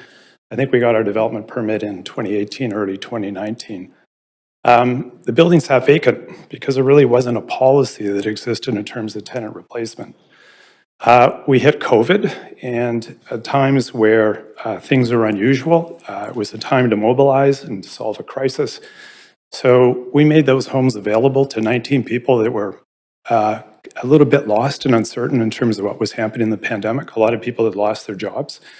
So we took the opportunity to allow people to move into that building, knowing that somewhere along the line we'd have to deal with tenant relocation.